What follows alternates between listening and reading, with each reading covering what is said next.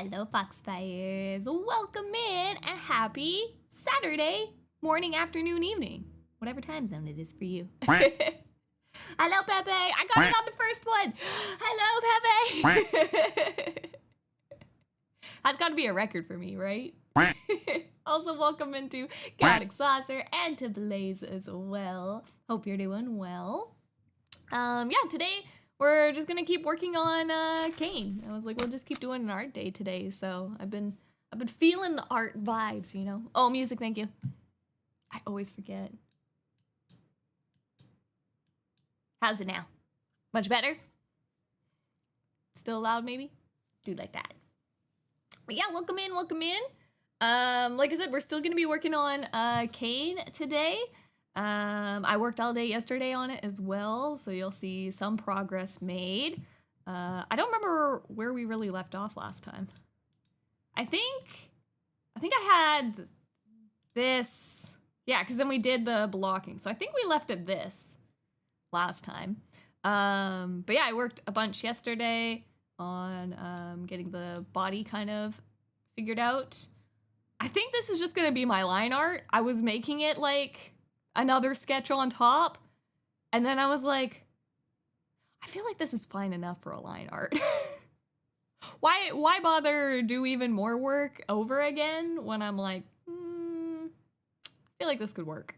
So yeah, we'll just continue on. And then, oh, I noticed a couple of things. One, I spent all this time last night working on this hand because I was like, yeah, Kayn needs a hand. A turtle. Thank you for the raid, turtle. How was your stream? Stitching hearts and sewing souls. What were you sewing today? What were you guys working on? Foxfires, be sure to give Turtle Dove plenty of Foxfire lovin'. Big fan of art. Wait, were you drawing today? Maybe no sewing. Maybe you were drawing. Yeah, I gotta do it a couple more times before the final line art. I'm like, I could just skip it. I could skip it. I think it looks okay enough as a line art. I'm feeling it. I'm feeling it. There's so many artists out there that never actually like do a clean line art. They just like do like a rough pen like this, and I'm like, maybe I should be brave and try it myself. Today was Lazy Doodle Day and got 3 very rough dress designs. Oh, heck yeah! Let's go. That's awesome. Do you have pictures of them? Do you want to share your art tags? I'd be happy to look at them with everyone. But yes, so as I was saying, oh, and welcome in, Raiders. My name is Lily, and today we're working on drawing Kayn from League of Legends. I want to draw him as a Riftbound card. If you don't know what Riftbound is the new card game that League of Legends has come out with.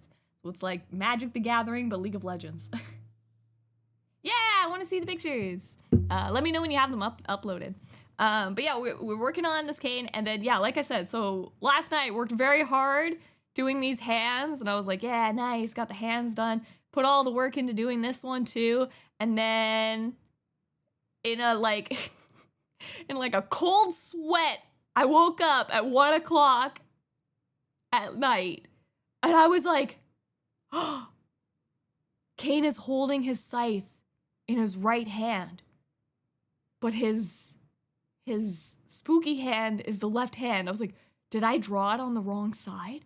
And I'm like, no, I know I drew, like, I always know that it's his left eye that has the thing. And so then I would have done the shoulders on the right side. And then I was like, wait a minute. And I was like, yeah, that is right. I drew that on the right side. But I was like, I put him holding Rast in his right hand. And I was like, it's probably fine, right? And I was like, I can't mirror it because of this stuff, right? Like, I can't flip this and then it suddenly be in his left hand because like this stuff is on the right side. So I was like, oh no. And then I was like, well, he can hold his scythe with both arms. It's just because he picked up the scythe with his left hand that he has that corruption on his left. It was like he stopped it before it went through the rest of his body, right? So then I was at 1 o'clock in the morning on my phone trying to see how people draw Kayn. And I'm I'm like, are people gonna call me out for this because he has his scythe in the other hand? And then, boom! Boom! Legends of Runeterra art. Kayn has his scythe in his right hand. I'm safe. I'm safe! There is official art drawn. But yeah, I woke up in a cold sweat in the middle of my sleep, and I went, oh, his arm. Also, No, welcome in. First time viewer here, still awake at 4 a.m. Heck yeah, I'm 9.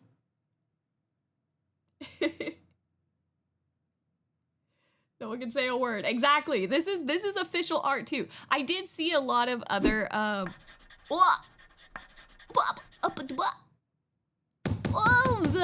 20 sub bomb, thank you. Step. Thank you so much, wolves. What the heck?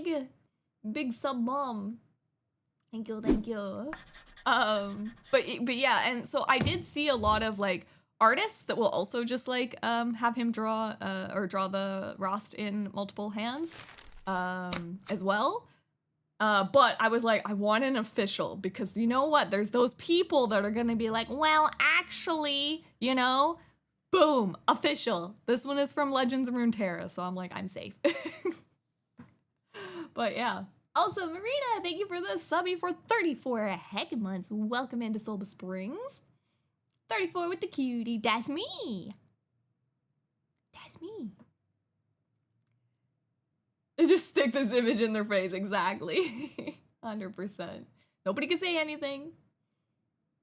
Yeah, he does use both hands to attack. That's what I think too. That's why I was like, I know that. I was like, I know he can like hold the scythe and touch the scythe, but does the regular fan know that, right? That's the part I thought that I would be getting some, you know, maybe people online, but look, I know my boy. I know my boy. I was really worried. I was like, wait, did I draw this? Because that was the first thing I thought of. And I was like, oh, the corruption would be on this hand. And I was like, wait, no, because his eye, it was like, it's on this side. And then I was like, panic. Hey, yo. Thank you so much. Enjoy this sub, EM9.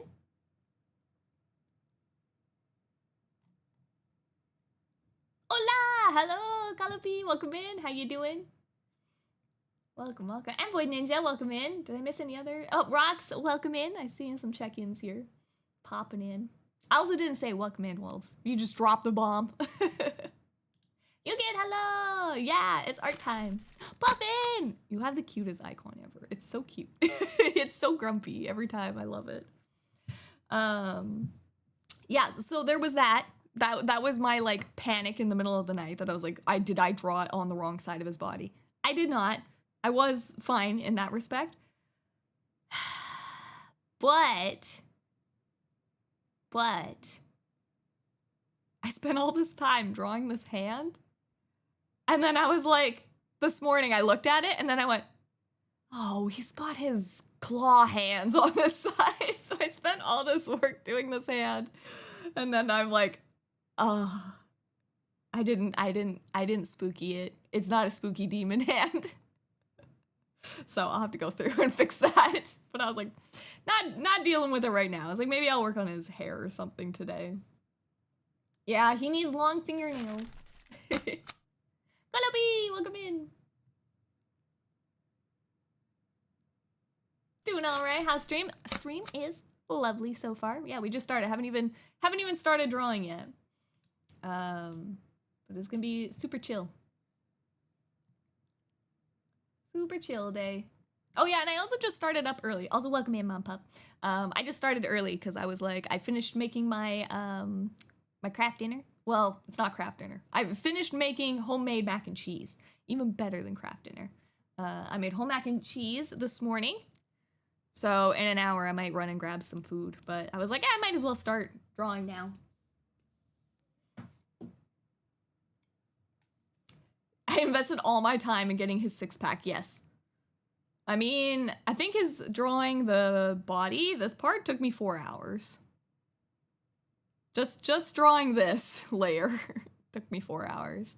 And then probably doing the arms was the next 4-ish hours yesterday. Just because I hate drawing. I hate drawing hands. It takes me so long. But.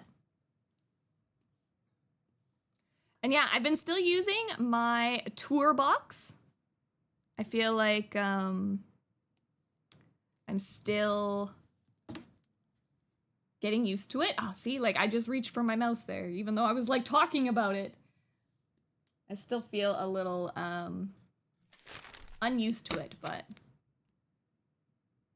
And you out of my head. Yeah, Seraphine music. I do really, really love the Seraphine songs. They are very good.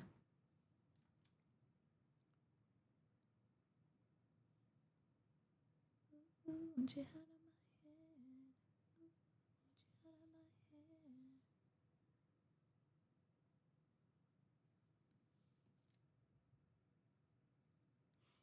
my head. Atlantosaur, welcome in. Thought you invested all your time. Oh, sorry. Look total good? Oh, it looks good. Overall, thank you. I'm still very nervous about it. Oh, did you see those doggos? Hello, Hambles, welcome in. Oh, wait, also, but that wasn't a welcome in. I thought it was a check-in. It was a tier 1 subby for 18 months. Hambles, welcome to Silver Springs. Thank you, thank you. Take good care of the chickens now.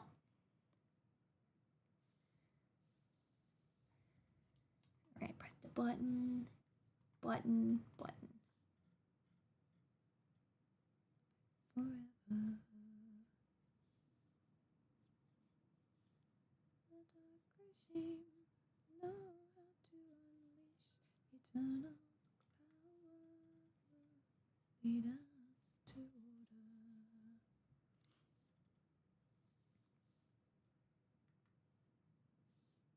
We are light.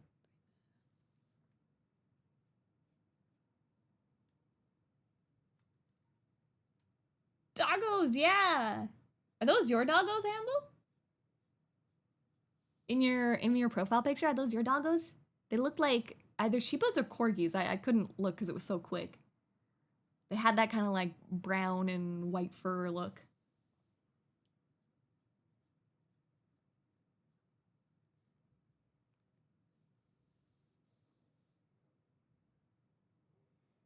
Can you draw Aqua like this? This man has way too many abs for Aqua. This man is built way too much like a Dorito chip for Aqua. Aqua is a slender ikemen. Kayn is definitely built like a Dorito chip.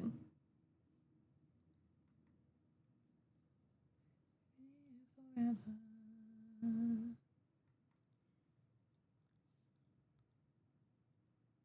Hiyo, welcome in, Lemmy. How you doing? Buff Aqua arc. The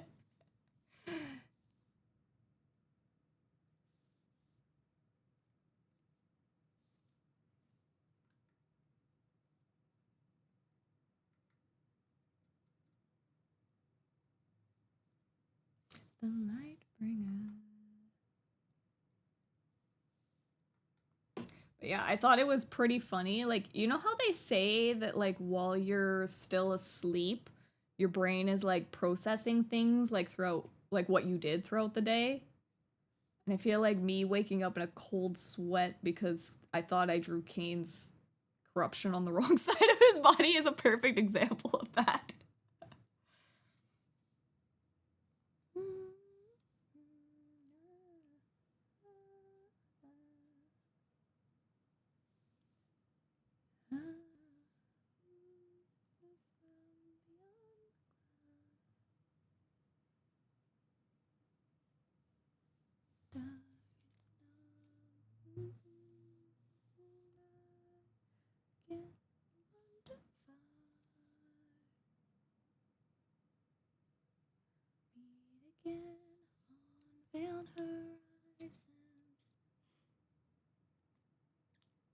Nice weekend, and no, I haven't gotten enough done at work anxiety this week. Oh, that's good. That's good. We don't want the haven't gotten enough done anxiety.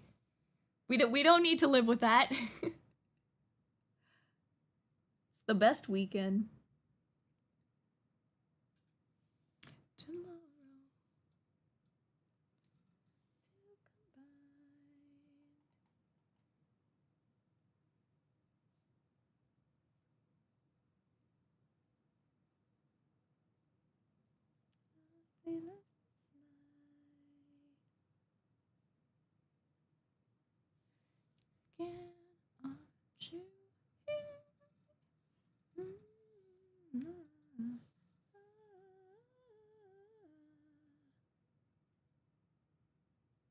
Wait, also I should show you guys the new art for the Riftbound 2 that just came out.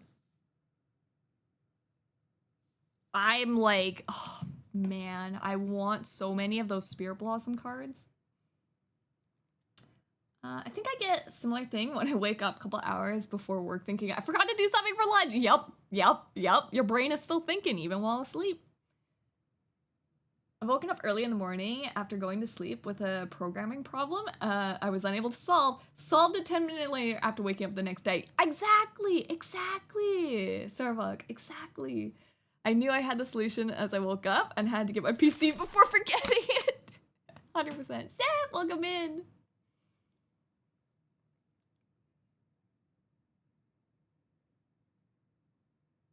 Yeah, yours is a Cerberus. Each had its own personality. You could see him in D starting intro. Yes, I have seen it there, Wolves. I knew immediately. I was like, that's Wolves. But yeah, let me show you guys some of the new League of Legends artworks, because there's so many pretty ones for Riftbound.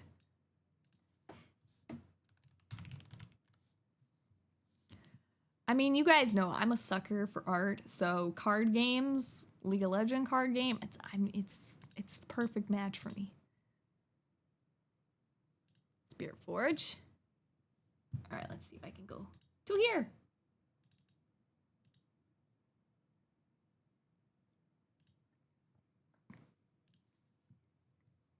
All right, here. I can't go to the other side. I'll just make me small. Small Lily. Whap. Corner. Okay, so there's a lot of good cards, but the pretty cards, I mean, these are like just the regular cards so far. I am excited. There's gonna be a Felios. I do love Felios. He is very cute. But he's just like a regular card like Kayn again. I keep getting ripped off by having like Kayn, my boy. He's just a regular card. Felios, my boy. He's just a regular card. So it's like maybe one day. Also, CJ Mustang, thank you for the follow and welcome to the Foxfires. Go. Welcome in. Are you still doing Riftbound events? If they're still going on. So, yes. There's actually one tonight that I'm debating if I want to go to or not. I might go. It's just kind of fun to play this one. So the ones before, they were like long tournaments that were like 6 hours long. And I was like, that's a lot. That's a lot of card game that like I'm not down for. But the one tonight is only 3 hours. And I'm like, okay, that's not bad. I could do 3 hours. It's like from 6 until 9. So I might go there a half hour early because they didn't have any kind of registering online because they're not like an affiliated store. But yeah, I was like, okay, maybe I'll go play tonight or something. But yeah, I really like the Azir cards. I might play, this one is really pretty. I might see if I can put together an Azir deck next set. Oh, like look at this Irelia, the Blade Dancer. Fervent Irelia, so pretty. I showed Valtzy the Ornn. This Ornn card is really nice. Also, welcome in, Nova. I've been attacked. Pictures up in art general. Oh, with some text explanation. Yeah, well, check it out after I look at these cards. Remind me if I forget, Turtle, because I do want to see it. And you know my brain, I will forget. Oh, I really like this one. Look at the pupper. It's just a regular card, but look at the pupper. He's so cute. I didn't even read what he does. Frostcoat Cub. You may pay Mind Ruin as an additional cost to play me. When you play me, if you paid the additional cost, give a unit. Oh, okay, -2. Interesting. Okay. I love dog. This unit card is dog. I love the labels they give things. Also, Rudo, welcome in. Hope you're doing well. Also, Bard is in the set. Glossier Legend as an additional cost to play me. Oh. When you play me, if you paid the additional cost, move any number of units to an open battle. Oh, any number of units? Dang. Okay. Okay.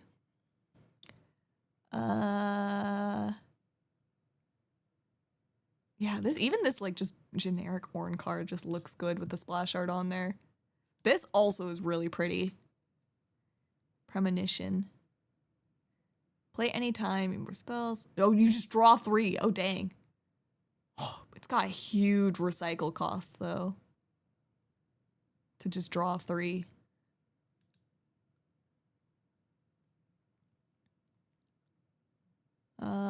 What are some other good ones in here? Watch streak! Welcome in. 10 stream walk streak. Okay, now we're getting into the like more fancy cards. Oh, this is Sivir. That's a nice card. All right, where are the goods? All right, we're getting into them. People are very excited about Draven. I know people are very excited about Draven. Happy they used his Runeterra art because it's pretty good. League splash team.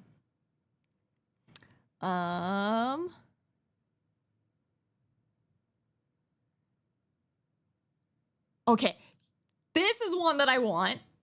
I really like this alt card for Azir. It's his Elderwood skin. I really like the Elderwood skin. I'm like a sucker for like blues and reds in a card. It just looks nice. It looks really good, right? So I do want Burb. I want all the Burb cards next set. I do want this one. I want a Blade of the Rune King because it's got Viego in there. Again, all my favorite characters are getting just like, you get a little baby taste, Lily. I was like, okay, well, if they added in the Rune King, maybe there'll be a Viego in there somewhere. The Fiora is very nice. This one is very nice from her splash. League splash. Okay, so now we're getting to the overnumber cards that have been announced. Look at this Vayne card. She's so heckin' cute. Look at her. And look at the art style. Like, I love all the like painterly splatters like in her hair and like on her like her coat and her top here with like the little butterfly pieces. It is beautiful. It is so pretty. I know, take my money. And this is the only Vayne skin that I have in the game too. I like playing Vayne, but I feel like I'm not good enough to play Vayne. But I do have the Spirit Blossom skin. I mean, I have all the Spirit Blossom skins, so yeah. So there's that one. Then there is the Spirit Blossom. Here, I'll do it with the signature. So we get the artist signatures in them. This is the Irelia one, which is, again, very beautiful. Very pretty. By Bo Chen. Oh, who did the Vayne? The Vayne is John Kafka. John Kafka did this one. Wait, where's their signature? Where did they sign it? Ah, here it is. I thought they always put the signature on the second one, but they did it here. Kafka? Yeah. Why? Who's Kafka? John Kafka? The clown from Final... Wait, or FF. Wait, not Final Fantasy. I just saw F's and then I assumed it was Final Fantasy. What is FF?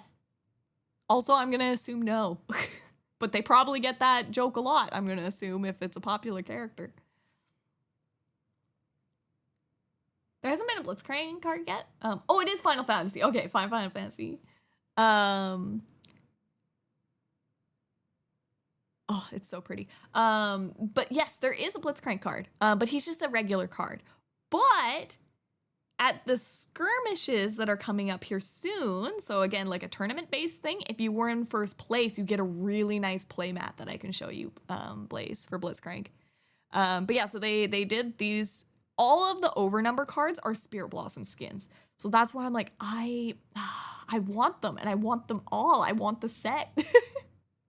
But I can't afford that. These cards are like, I mean, the signature ones are like minimum $1,000. So, not happening. Kefka, not Kafka. Okay. Also, hello, Ion. Welcome in. Good morning. Wait, it's 3:30 or 1:30 p.m. Good afternoon. Look, if you got just up, it's valid. I get it. I'd be like that too. Also, Bags. Welcome in. We're looking at beautiful art right now because they just revealed some of the new ones.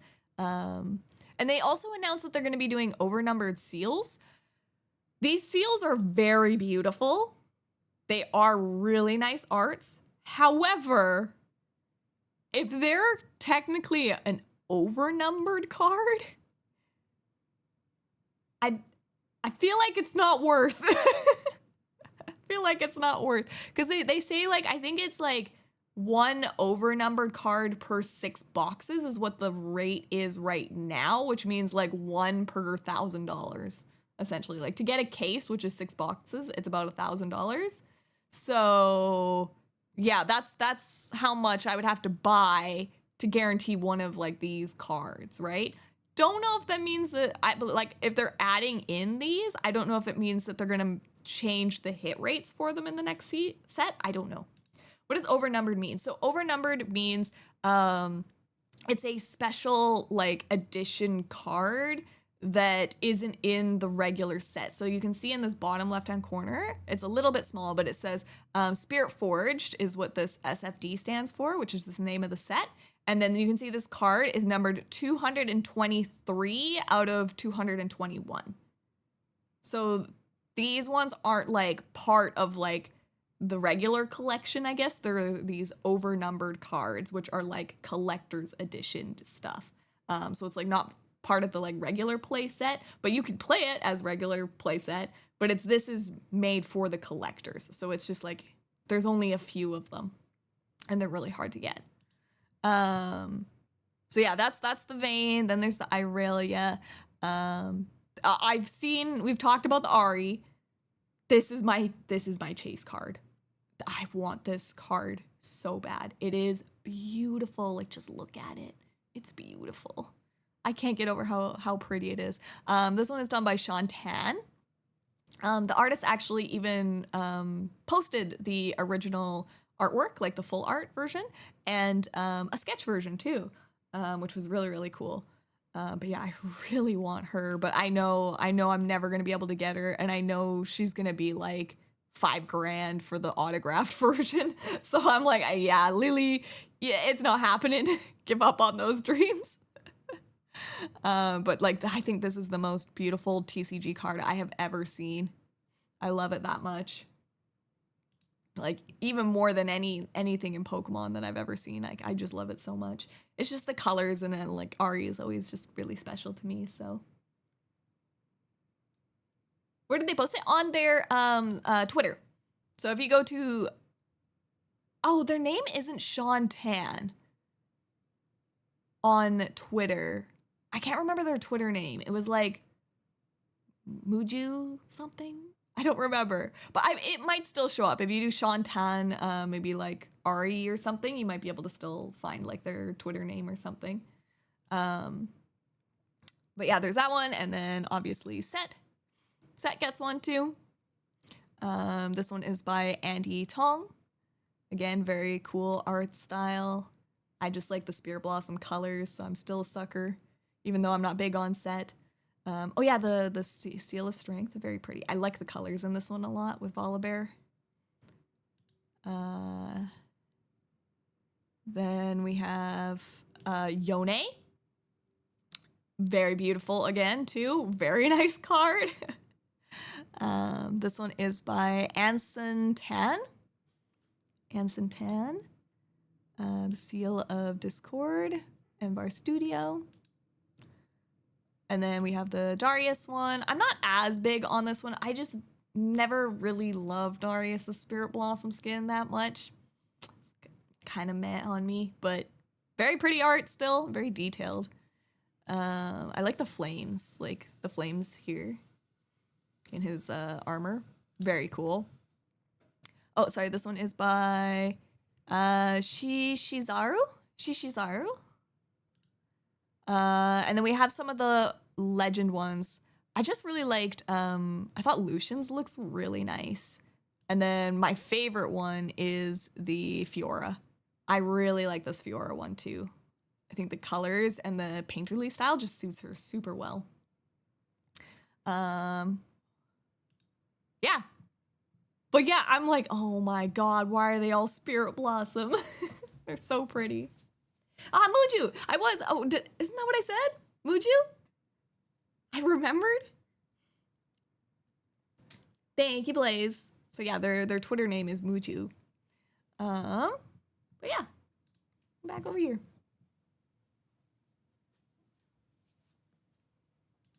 About to hear my name. Then I want to see, I remembered, I want to look at turtle stuff. Also, look, Manishigun! Hello, hello. Let's see. Ooh! All right, here, we'll look at the art tax. This is from Turtle. We're working on doing some fashion sketching. Dang, this front. Dang! You need some body tape for that one. What did you say? So dress rough designs. The last one is the dress design of a friend from what will be their re-debut. Ooh, planning to surprise them with an IRL dress based on their new model. Oh, gotcha. Need to sketch out the design to better understand what problems I'll face when actually making it. Yes, 100%.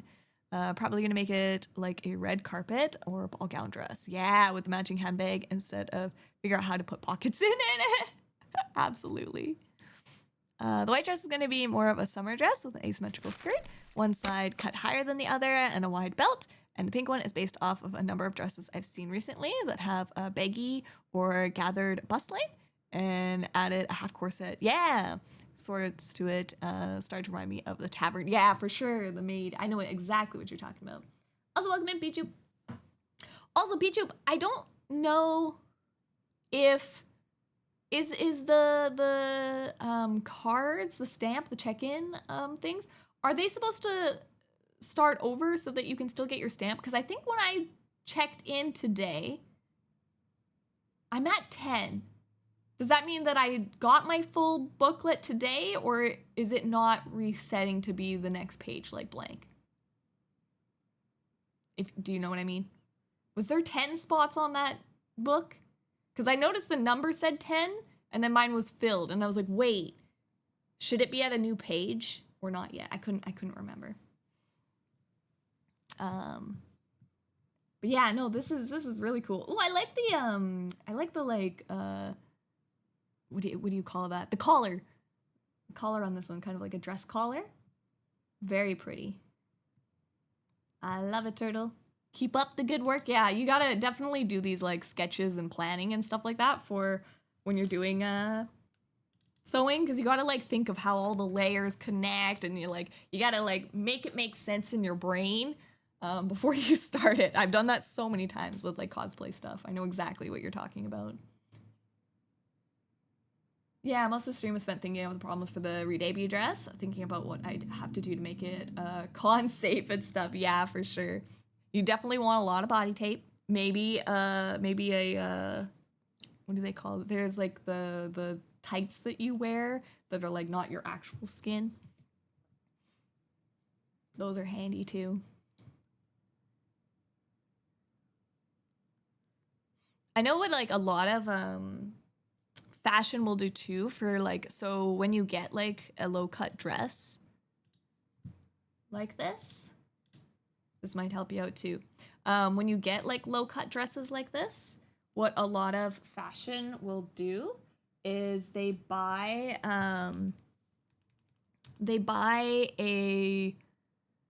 it's like a transparent skin colored like mesh, and they'll put that here because like you need like, if you don't have this solid across, it'll like bag open, and you don't want that. It's not like flattering, right? Like it'll bubble and like not look good through here. So yeah, they buy like this skin colored mesh that they put through here across the bottom. And like sometimes they'll do it like across the bust as well too, but usually just like across through here is like a big help. And then what women will do in order to keep these types of dresses on is they do body tape through here to keep those pieces on. Yeah, hopefully that helps a bit if you're theory crafting.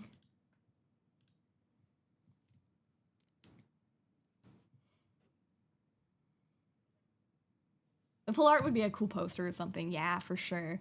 What I'm thinking about maybe doing is, yeah, like we talked about making those metal proxy cards. I was like, maybe I'll just make one of like each of the Spirit Blossom overnumber cards and then just turn them into like a wall piece, like an art display piece, just because I just love the art so much. And I'm like, I know I'm not going to be able to like put in like $10,000 to get the full collection. So...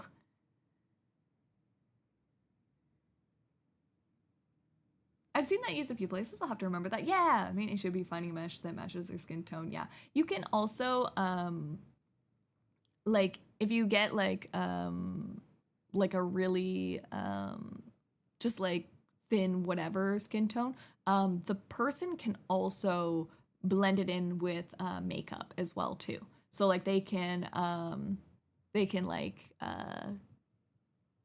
paint it essentially with their makeup and stuff to match their skin tone too. So a lot of women will do that as well.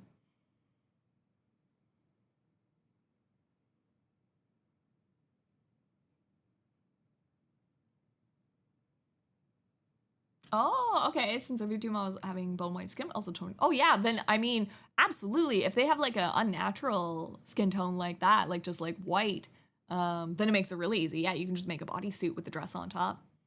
Then that's like the most ideal situation.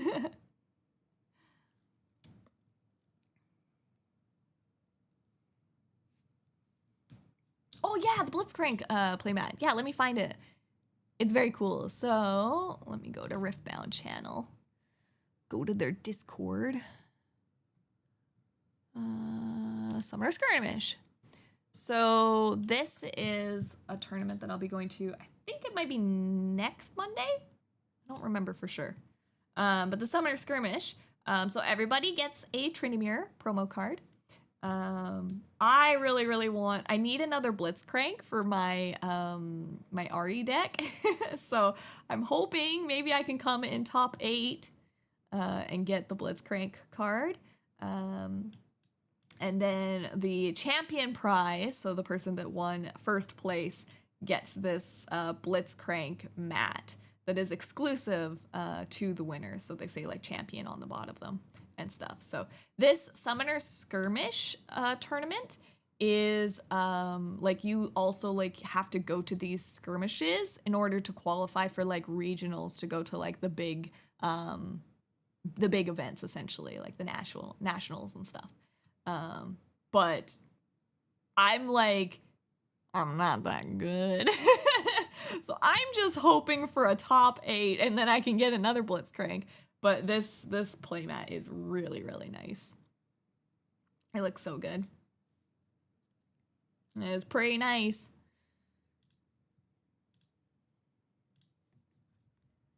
I remember all my childhood dreams. Hard to keep them out of my mind.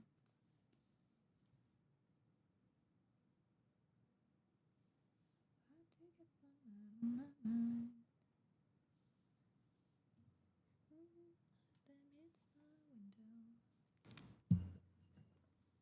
Going international. That would be very cool, but I don't think I'm that good at card games. I have a lot of learning to do. I'm behind the Magic people because the Magic people already know how to play card games. So they have a huge leg up.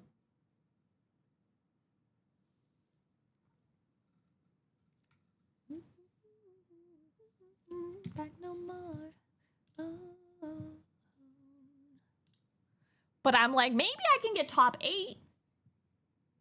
Maybe. I can set my dreams for a top 8, right? I did get a 2nd place. Although I got 2nd place at the more casual shop. The sweaty shop is the scary one. That's the one where all the Magic the Gathering players go to. And unfortunately, I couldn't get in at the casual shop because it filled up too fast. So I have to go to the sweaty shop, and I'm scared.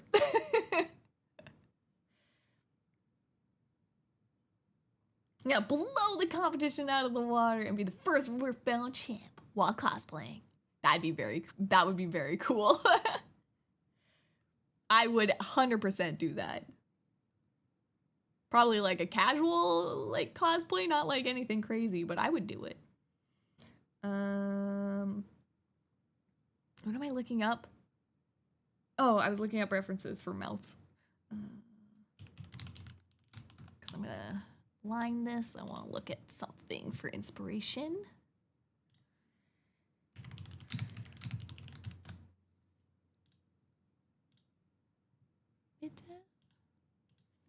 Oh, I forgot to add the Ionic Spark song to my Spotify playlist too. I should do that.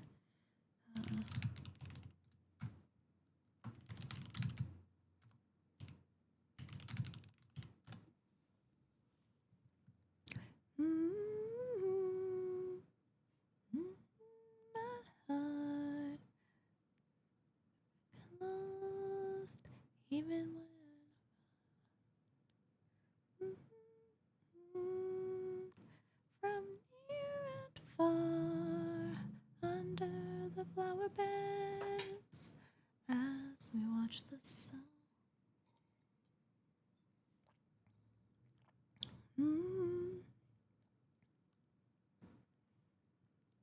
I gotta find a mouth style that I like.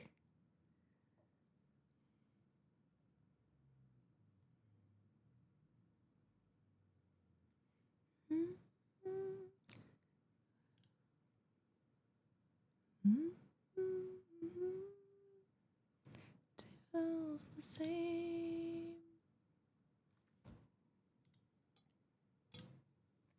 Change a thing. A world on fire. Burn for miles.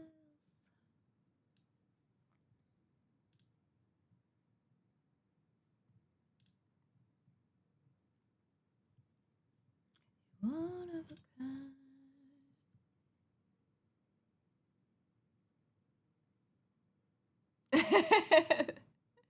The sweatshop. I mean, it is a sweatshop, but in not the way you're thinking. In a different way. There's just a lot of sweaty players. Real hardcore.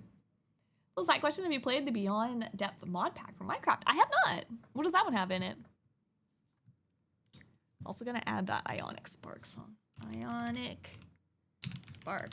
Please be on here.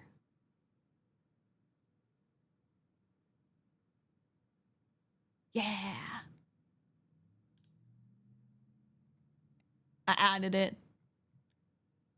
There's 2 versions? Oh, is there a Chinese version and a English version?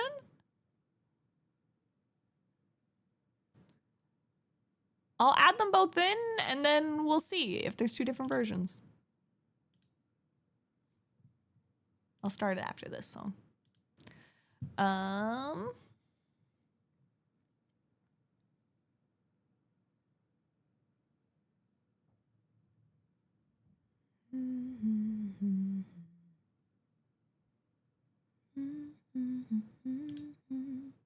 don't know if I want to do more like a fanged mouth. Oh, here, let's look for Ionic Spark. Listen to the difference here.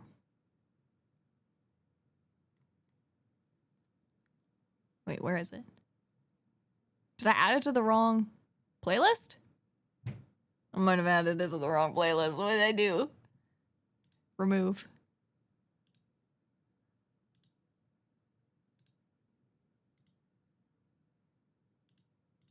Remove. Remove.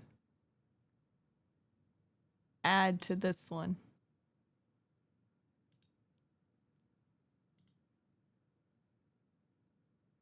I'm such a noob when it comes to Spotify. Add playlist. Right mix. Okay. Now it should be here. There it is. Okay. So I think this one might be the English one, and then I wonder if the other is the Chinese.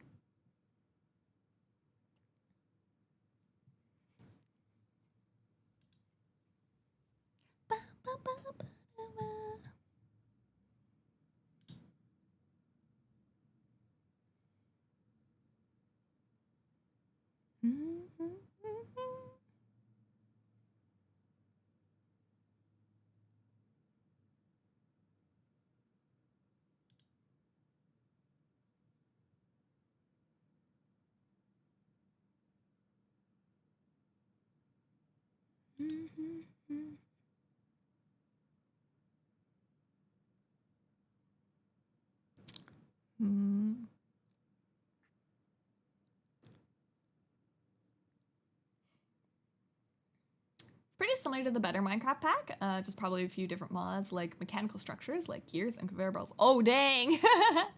So it's turning it into like a... Is it like Satisfactory? Is that game? Where you're building like conveyor belt systems to other machines to like process things.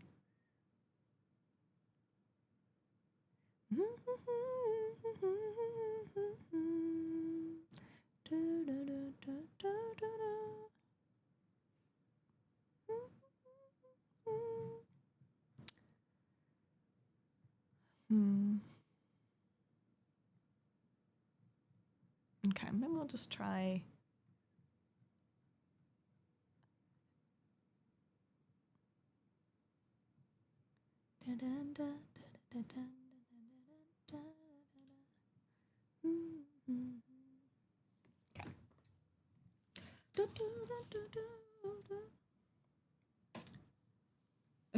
Little, but I don't think it's a complex one. It's still fun though.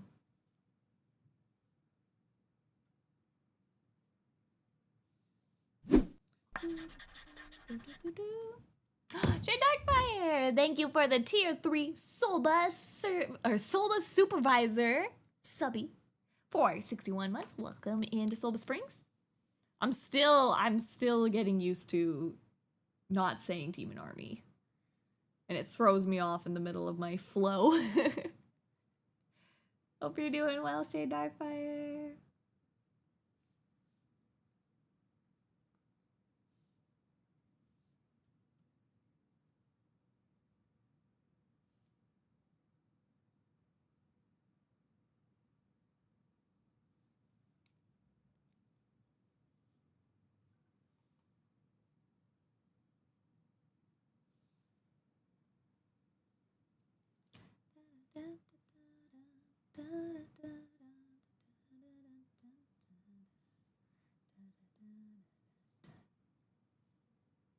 Okay, so this one I think might be the Chinese version. Find out. Ah, relax and have dinner. Ooh, what'd you have for dinner? Oh yeah, I gotta go get some mac and cheese. A couple of spookier mods, adding some creepy mobs. Ooh, that's fun. Being relatively similar to a Better Minecraft pack if it was one you tried. No, I have done a lot of Minecraft mods though. I do like them. Oh, this one's just instrumental. Okay, then I'm gonna remove it from the track. All right.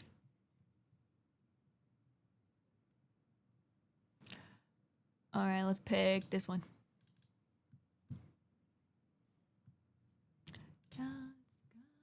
Gods.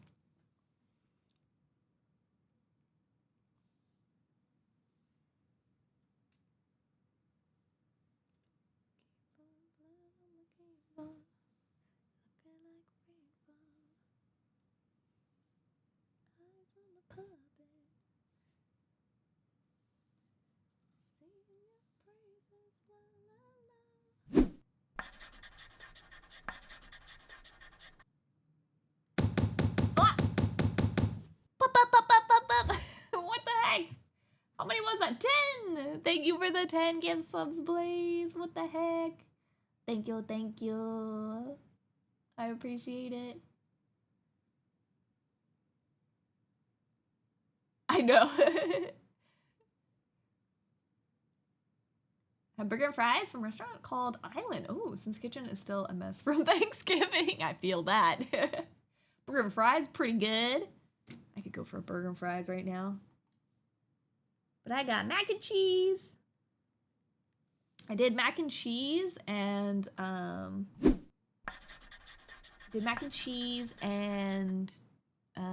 wrap.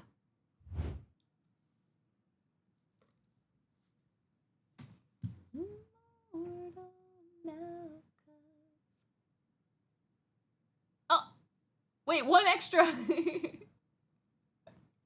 Had to round off to 175. I was like, what is this one extra? Thank you for the 11 subby bomb, Blaze. Gotta round it out nice.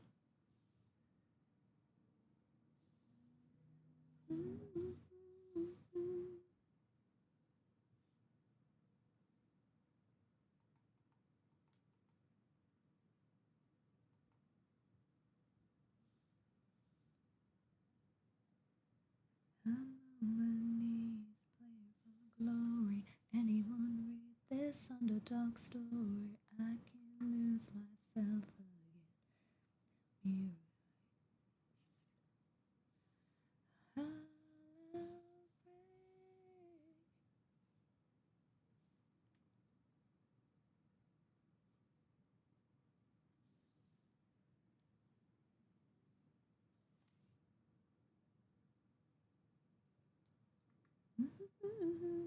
You can crumble one by one.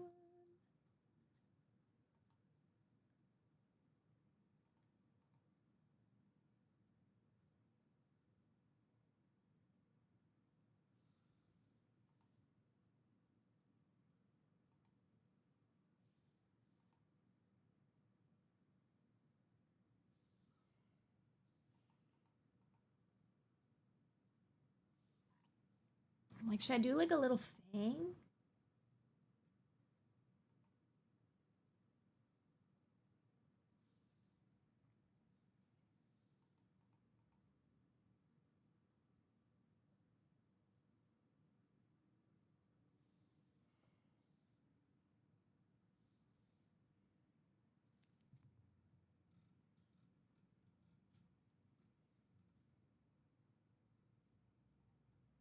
Oh.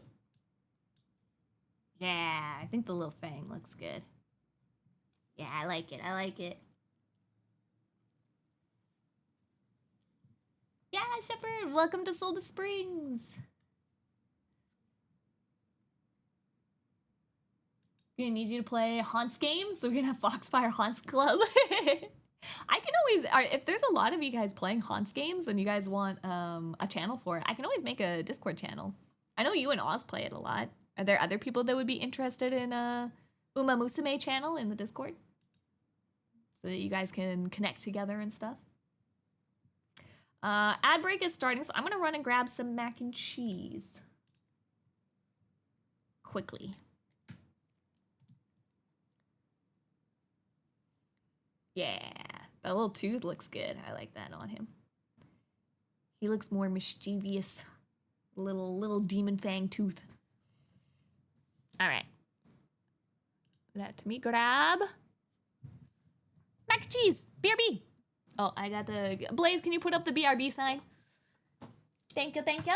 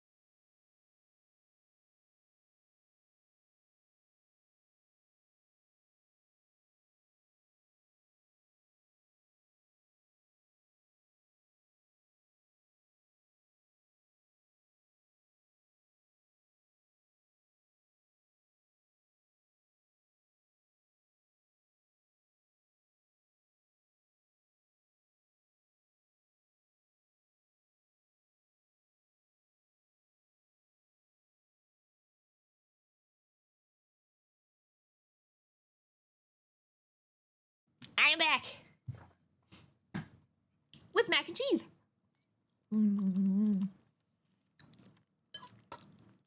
With ketchup on it, of course. Thank you for the welcome back.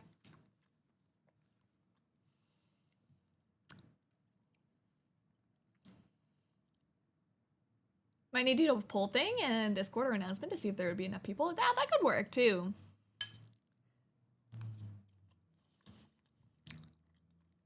I would vote for one myself.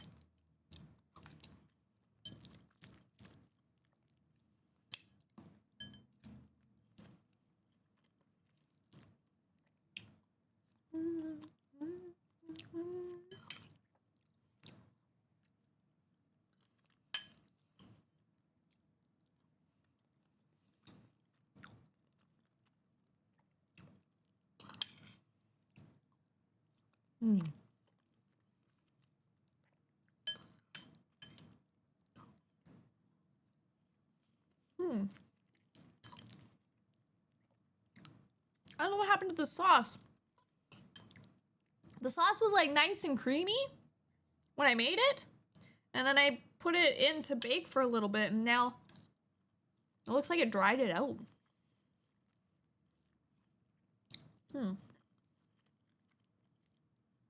Disappointing. I don't know what I did. It's so good. Mac and cheese with ketchup is the best. I'm a Canadian. That's what we do. But I eat anything with ketchup, so. Ketchup on eggs. Ketchup on quiche. Ketchup on mac and cheese. Ketchup on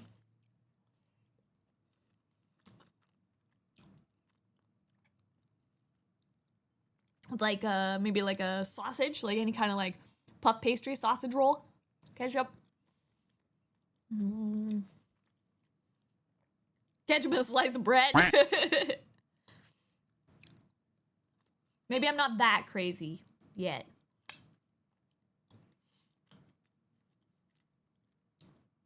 No mayonnaise. Get this mayonnaise out of here. Never tell my side. Inside the guidelines, I don't gotta ask why. It'll be the last time. This is Kayn. Technically Kayn's singing voice. I don't want to be found. I know they're watching me now.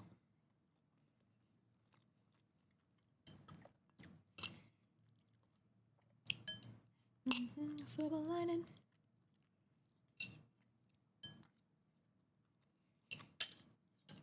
Ranch gumbo. Ranch is pretty good too. But I'm not as crazy. I feel like ranch to America is ketchup to Canadians in a way. Slightly. Because I feel like Americans also put like ranch on a lot of different things, right? And we do here a little bit as well. But I'd say not quite to the amount that like Americans do. Like, I'm sure there's a lot of people that, yeah, put mac and cheese with ranch. And to me, that sounds insane. But ketchup sounds normal to me.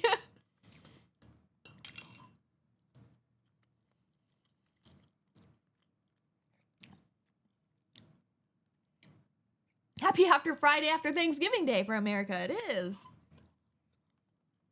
A little belated Thanksgiving.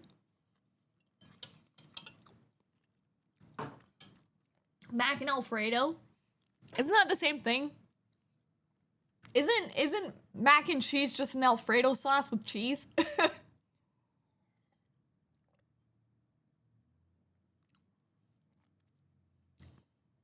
been hit. What do you mean, Ion? Why have you been hit? Or have you been called out with the ranch?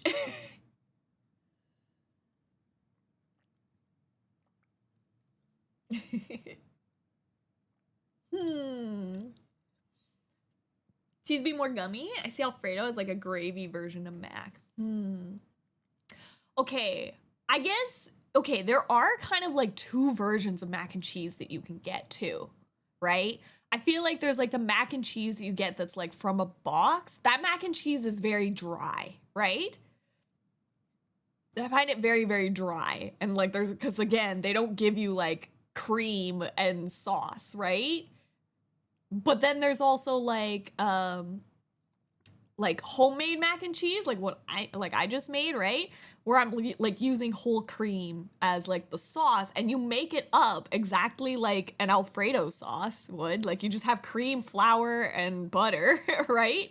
And then once you have that, to make it mac and cheese, you just add 2 cups of cheese into the Alfredo sauce. And then you mix that in with the noodles. And that type of mac and cheese is like, I find more what you would get like at like a restaurant, maybe like a fancy restaurant. And it's very like creamy and like saucy, like an Alfredo is, right? So that's why like I was like, oh, it started like that for mine. Like it was very creamy and saucy. And then I like put it all together, and then I was gonna like finish it. And then they were like, oh, put like some cheese on top and just like crisp up the melted cheese on top in a pan. So I was like, okay, I'll do that. So I did that, and then it like dried up the whole sauce, and I'm like, no, this isn't what I wanted. The Annie's mac and cheese actually is very good. You should try sometime.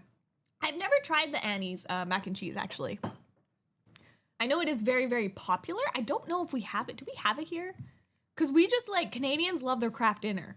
And it's like, so if you get mac and cheese, it's just always craft dinner here.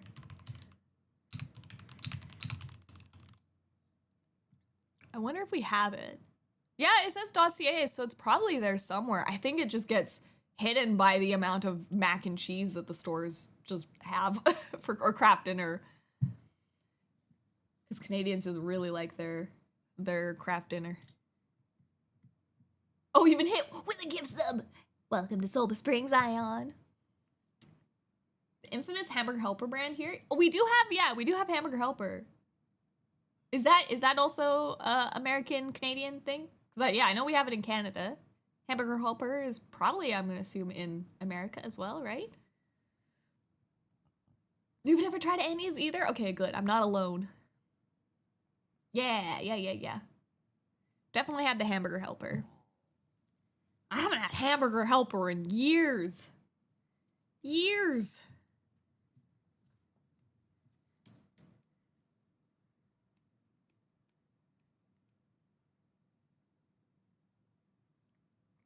All right. Let's work on his face part. Also, I noticed too, the Legends of Runeterra doesn't have his eye done as regular Kayn does. Regular Kayn, the eye is, he's got like a demon eye on one side, the Rast eye, and then the regular eye, so he has like the heterochromacy. So that's why like in this too, I have one pupil here that is more of a like a line slit, and then this one is more of like a round pupil, because the right hand side is like a more of a human eye, and then the other one is a demon eye.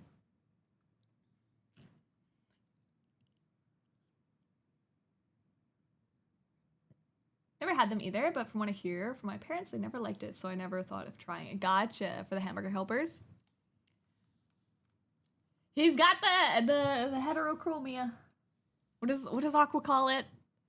The heterophobia? What is it?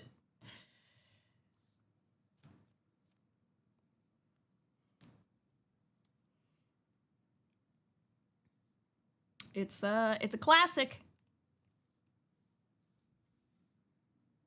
I think she just, or I think he just calls it heterophobia, doesn't he? There's like a meme that was something like that. Like somebody that like clearly got the wrong word for it. It's like one of those TikTok audios.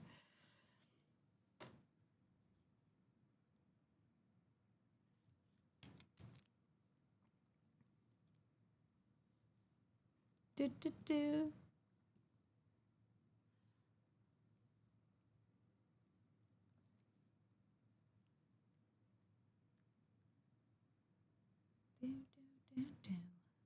Should I do like...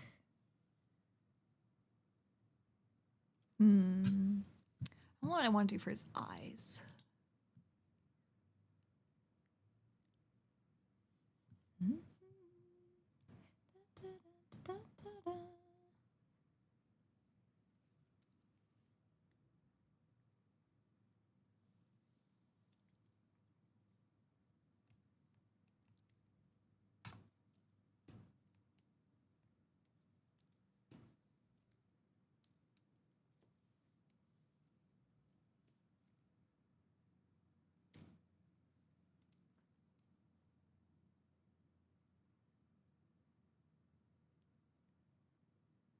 do hyper, but that's because I use sausage and ground beef, and the sausage further seasons everything. Ooh, would be a good choice.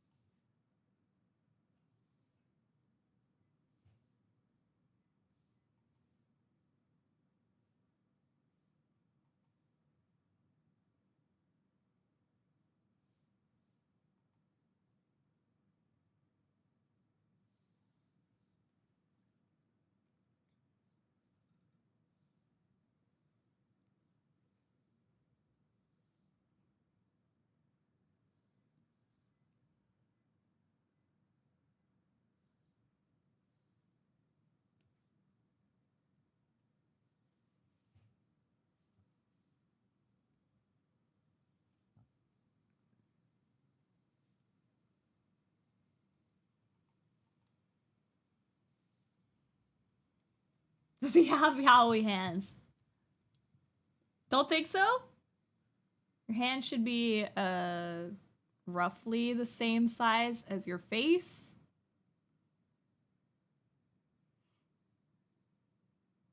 May have done this one a bit larger. It's still the full head of... Oh, but yeah, this one might be a little bit too large. I can make it smaller though. This one should be larger because it's closer to the camera. This one might be a little bit too large, but I can fix that still.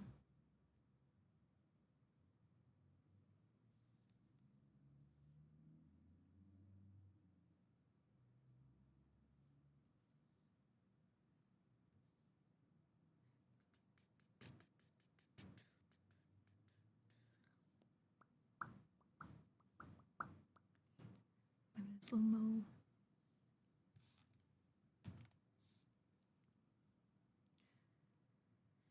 Fire burst.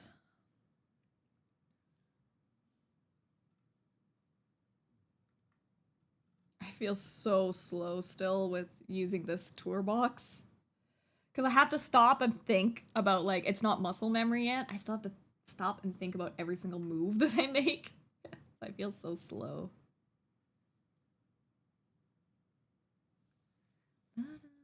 Oh no.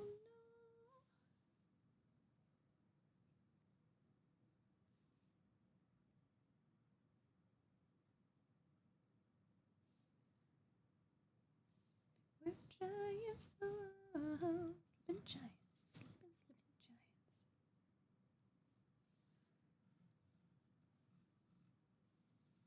Up in my vein, one bag. I'm like, you can't hang with that.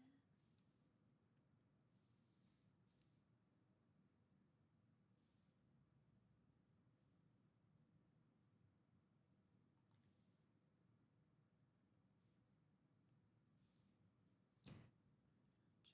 but they won't.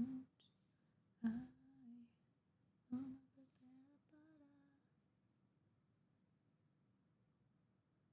butter wide open. Turning a little like giants.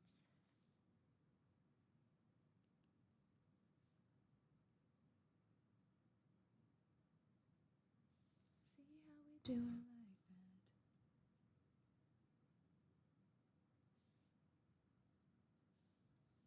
Oh,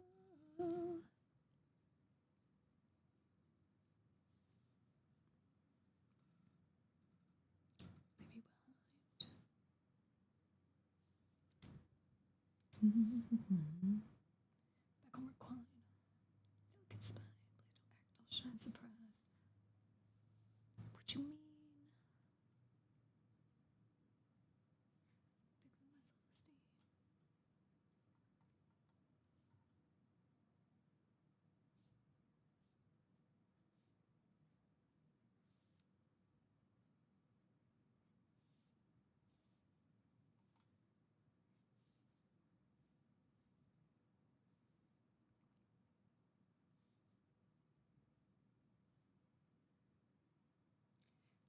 How you doing like that?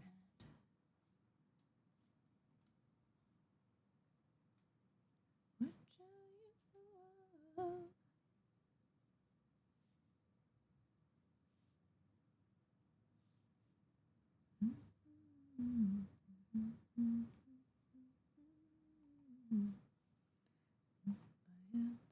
you so inside never lies. That target's tattooed between our eyes. I think you're gonna see his ear anyways. All right, hair time.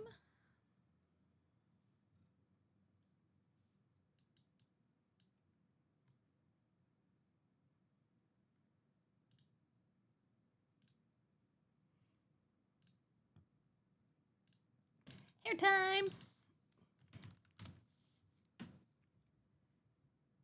Now, let's do a quick block.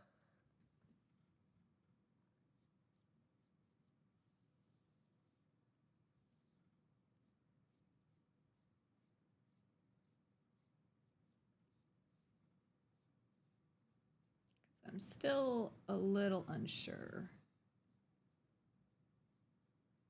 on this hair shape.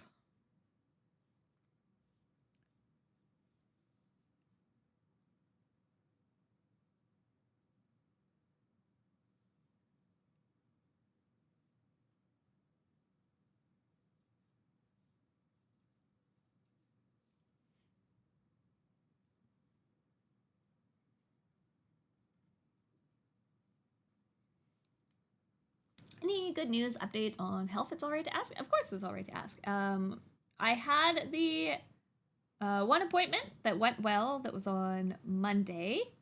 Then I have another one. That one went well. All good news there. And then I have another one on next Thursday. So hopefully that one goes well too. And then we'll be kind of back to where we were before the scary health stuff. So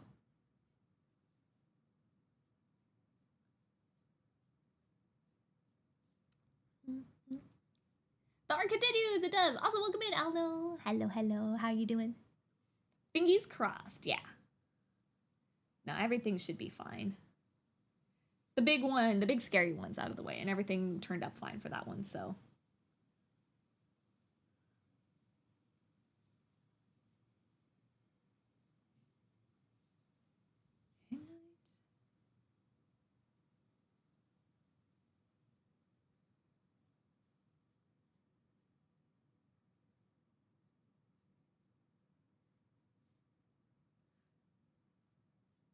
And nothing bad has happened since the I forgot the heart stuff. It was just weird for the heart related stuff. Yeah, I don't know what it was. I'm putting it down to I just had a lot of built up tension and stress the morning of from playing the card game, and I was so worried about it. Probably because I was like playing well and I really wanted to do well, and so that I was just like stressed for the whole thing. But yeah, the and then that mixed with I think I had some kind of flu as well. And so, because I did have kind of those chest pains and difficulties breathing for quite a few days. It was probably like 5 days or so.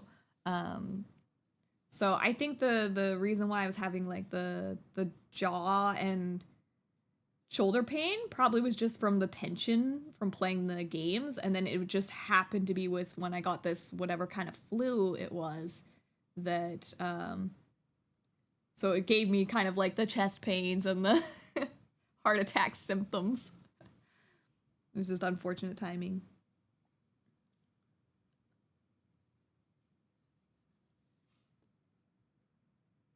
Yeah, that was the one I got second place. I was doing well, and then I was like, oh no, don't mess up now. So it was just stressing me out more because I was doing well.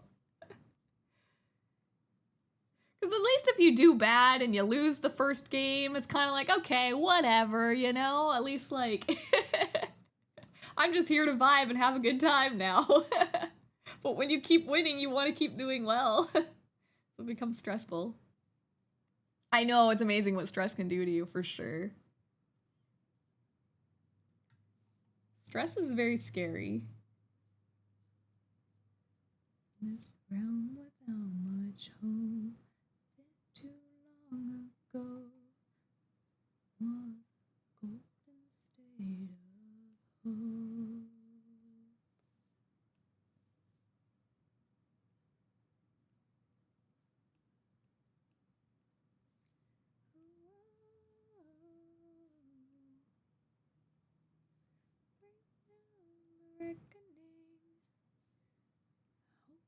Peace, restore our gloria to live forever.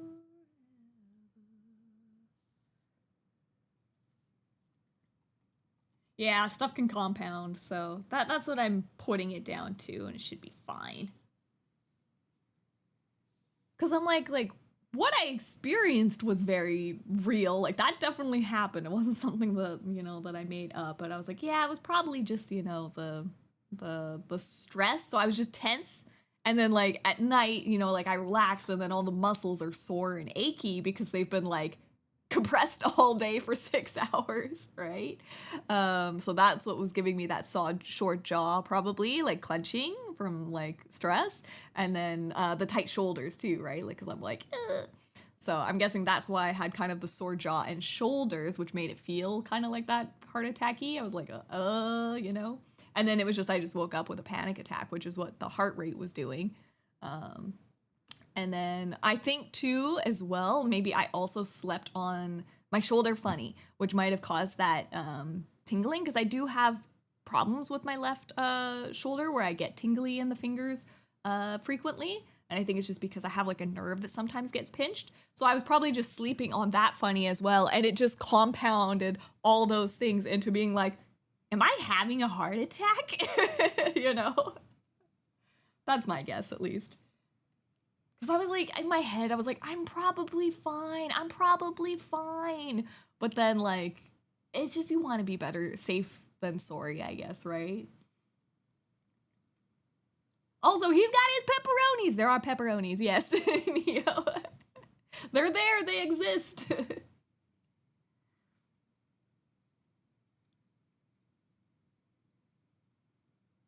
Also, thank you all, know. Wish you the best. Yeah, I know everything's been pretty good now, so. Pitch him back. Thank you, Zero. I agree. Yeah, you have that too? Yeah. It's for some reason, it's always my left side. I don't know why. Were you having that panic attack the other time? Other time? I mean, I get them. I definitely get panic attacks. I don't get panic attacks like during the day or anything like that. Like I know like some people will like, oh, start having panic attack in the middle of the day or something. I don't get those. But I get them when I wake up. Like it wakes me up in the night. I get them in the night. I don't know if that's still considered a panic attack or if that's something else. I think some people call like night terrors as well. I don't know if it's night terrors or whatever. I don't know what to call it, but sometimes I'll just like wake up and it'll go two different ways. Otherwise, I'll just feel like dread, and then my heart rate spikes, and then there's that. Or I get a different one where it's like sleep paralysis, where I wake up, but I can't move my body, but I'm terrified, and my brain is awake and it sees everything around me, but it makes things up like it's still dreaming. And usually it's like, hey, this world, like I have an existential crisis where it's like, hey, this world isn't real, it's all made up and nothing matters and stuff like that. And then my brain just starts like freaking out, and then I can't move, and then like it freaks me out even more because I can't move, and then I'm like, they're out to get me. And then eventually I'll like make some kind of noise or like wiggle a finger or something like that in my fear, and then I wake up. So that one isn't, maybe that one's not so much maybe a panic attack. Maybe that's like the night terror thing that people talk about.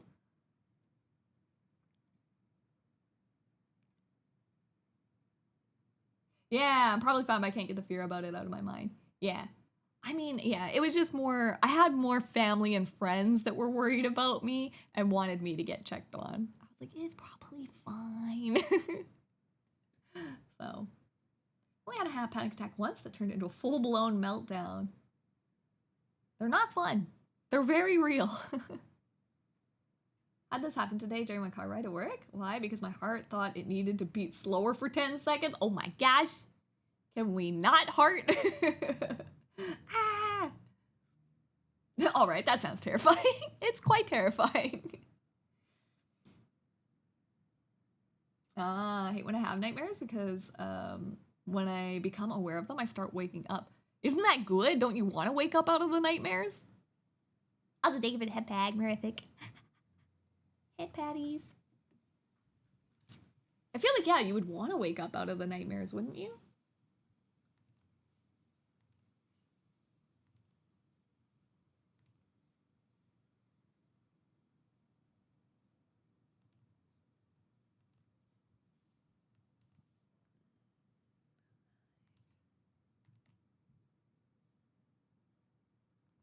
Rise for your nation.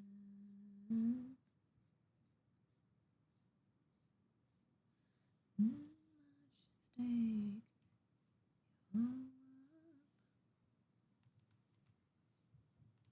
Damn time for a little salvation. Not unless you are the nightmares. But I want to sleep in. You know, fair. But I feel like you're not sleeping if you're having nightmares anyways. You're not getting good sleep. Not getting good restful sleep.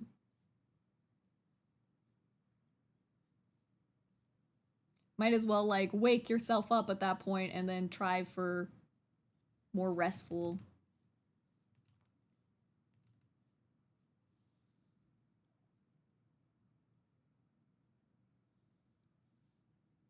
It's like get a do-over, you know?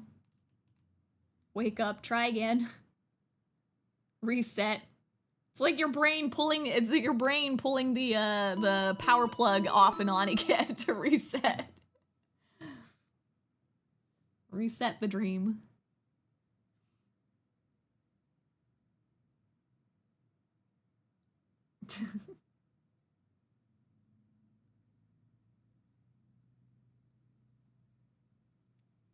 Just be the nightmare. Also, the hydration is saved, Jack. Thank you. Save.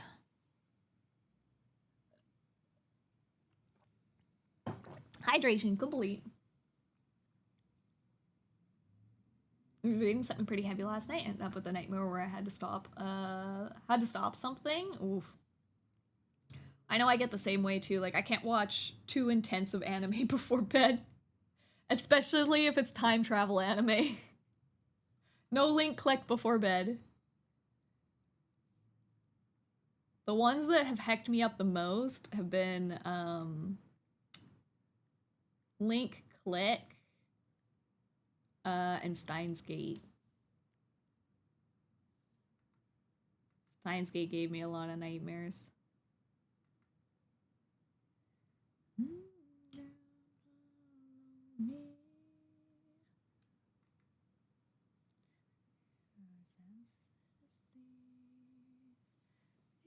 To the wastelands underneath. Oh, and Click in the morning. Yeah, I was like, these have turned into Saturday morning cartoons now, okay? What's my worst nightmare? I mean, I just always have the same reoccurring. It's not really like a nightmare. It's just like I wake up and my brain's like, hey, nothing exists and nothing is real or matters. And, you know, It's like just like existential, I think, is what they call that, right? Existential dread.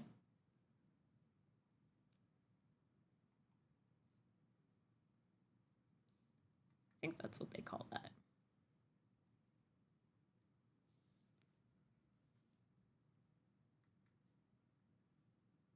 And it's like I have to pretend. I have to go back to just like a normal person. Because if they find out I'm aware of it, then I'll be in trouble.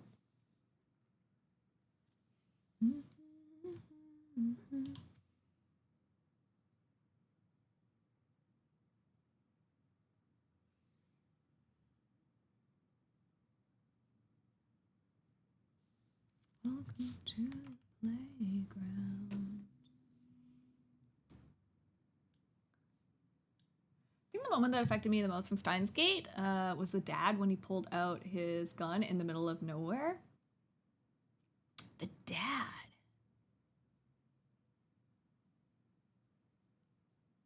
I don't remember that part. Is this in the anime or the visual novel? I don't know if I remember a dad doing it. I remember when like CERN busts through. That part is very sudden. Like when they break through the apartment, they're all like just sitting there and everything's quiet, and then they just like bust through the apartment and just start shooting, and it's like, oh my gosh, okay. Things are kicking off. And everyone is just slaughtered. I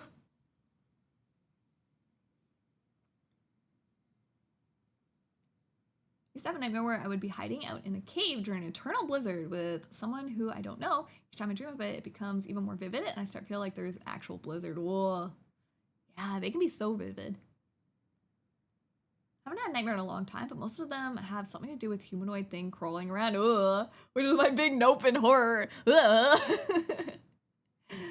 I know, I always had one nightmare when I was very, very young.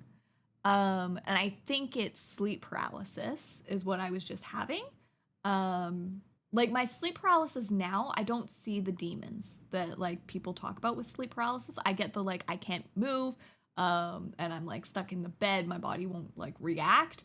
And I'm still thinking and seeing things around the room, and I might see things in the sense that like they're not like demons or pictures of things, but I become like fixated on like a light that's like shining through the blinds or something like that onto like my closet, or like I feel like something is off in the room around me. Not necessarily that there's something there that I'm seeing physically. Like a lot of the people that experience sleep paralysis will see specific they call them like the sleep paralysis demons, right? But when I was younger, I definitely saw those normal sleep paralysis, I guess, demon type things. But I don't think I ever told my family about it. Because I just assumed it was like a nightmare. I think maybe like I woke up or whatever, and then maybe like Mom Pup's just like, oh, it's just a nightmare. I don't know if I ever really described it well. But I maybe I could like draw it.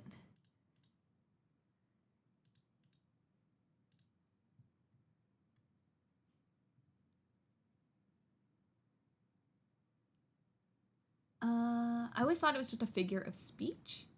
A figure of speech for the sleep paralysis demons? Or is there something else I missed?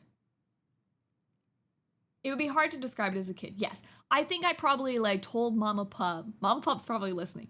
I probably told Mama Pup there's a hand. There's a hand at the edge of my bed. There's a hand. And that was probably the best I could describe, right? As a kid. And it was one that I would get all the time too. And it was, so I had like, see if I can draw this. I had one of those like bunk beds as a kid, right? Where you have like, it's like a box and you have like the ladder, right? That like comes up like this. Whoops. Right? And these are like ladders here. And then you have like this part that is like a desk for like a chair, right? To go sit here. And then you have like shelves and stuff in here, and then like your kid stuff, right? Right? It has like a little desk, right? And this was like on a wall in the room, right? So this is the room. And I had technically like a small little, I think it was like a fish tank here or something like that, right? There was like something small, or maybe it was like a wardrobe. It changed over the years, right? We could say this is a fish tank. And then like my pillow was like up here, right? And then we have a little sleeping Lily. Give me my tail. Pew, pew, pew, pew, pew. It's a sleeping Lily. It's a weird I miss my bunk bed. It's the coolest. These little desk bunk beds are the coolest. This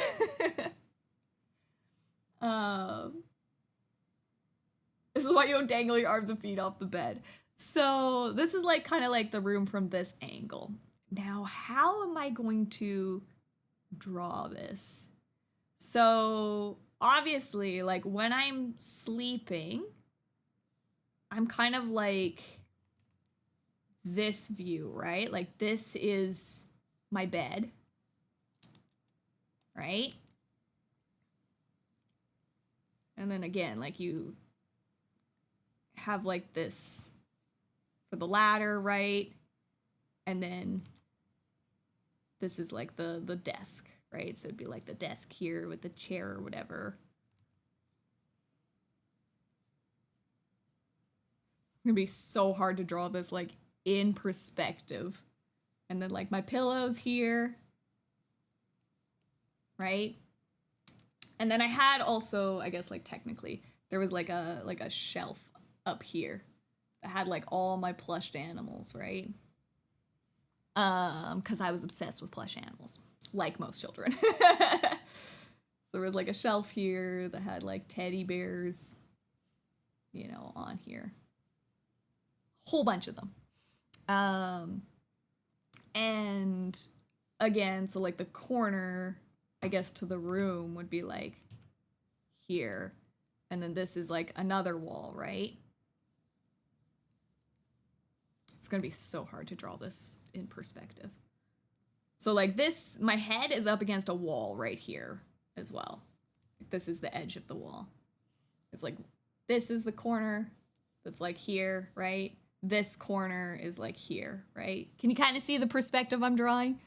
So I had my bed here, and what would happen is there would be this.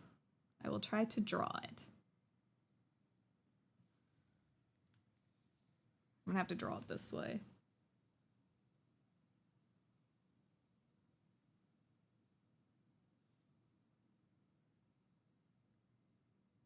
There would be this hand that would come out like this, and it would creep slowly around, and it was this black, creepy, demonic, skeleton-y with like these super long like fingers. And this hand would come around the corner. And like it would kind of like sometimes like come up like this way too, sometimes, but it was mostly like just around this corner. Aw, heck nah. Ah, hell nah. But yeah, that's like the best way I could kind of describe it. And it did, like, the hand, it was like drawn like a hand too. Like there was, you know, like it had a wrist, like a long wrist, and it had like, you know, the long thumb. And it was like, you know. So like it still had like a, it was like this, and it kind of had like almost like sinewy, like kind of like grab something like that. But yeah, with like super long fingers. So there you go. If so when you gonna draw some horror stuff? So there you go. Mama Pup is listening. Whenever I was talking about nightmares with the hands, this is what I was seeing. It was just this like creepy, black, long-fingered, shadowy, like hand that would like creep out and like move towards and like slowly like come up the bed. Or like on top of the blankets kind of thing. It was like I said, majority of the time, it was always around this. And I think because it was probably easier for my brain to see that black contrast because this was a white bed, right? Like this was white, so you could really see that like black fingery.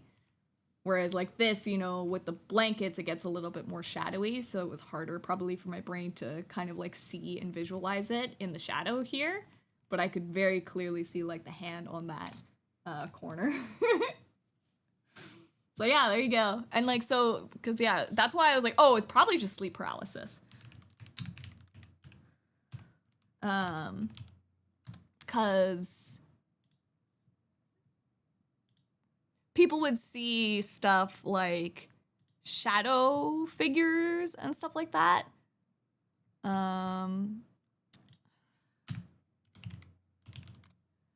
Let's see if I can.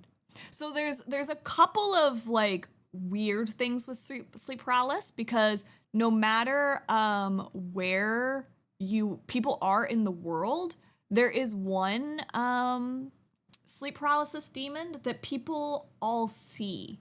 And like it's weird because it's like you would think that it would be like a culture thing. So there is the Hat Man. I know we've talked about this before. But there is the Hat Man, and people see basically this in the room. And it is this man with wearing this hat, and then people say that he has like red eyes.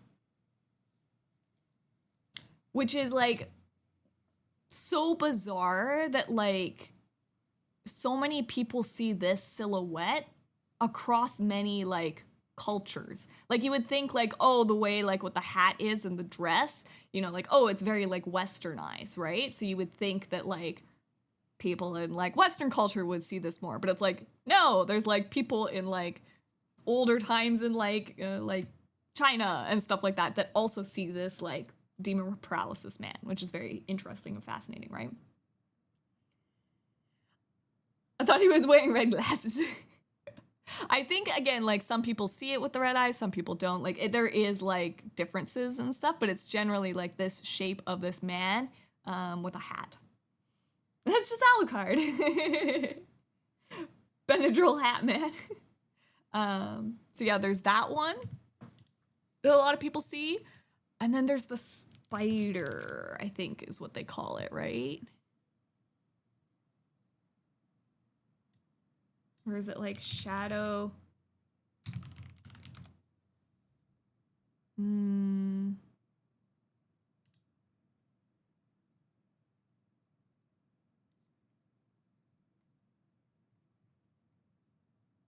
wow. This is a very accurate thing to what I was trying to draw. Very accurate to what I was trying to draw. But yeah, like, there's like a lot of different, like you'll notice a lot of the time too, like in old drawings too, right? Like there's the regular sleep paralysis where it's like a demon on sleeping on the chest kind of idea, and there is a ton of those like really old Renaissance paintings with people like drawing like demons sitting on top of them and stuff too. So like it's like something that like, you know, sleep paralysis is like a thing that like has been in our consciousness for like a long time, right? But yeah, and it's always like depicted in the same way, which is really cool and fascinating. But yeah, I'm trying to remember, because yeah, there's I can't remember their names. common figures. I don't know, like they have names to them and I'm just like forgetting them.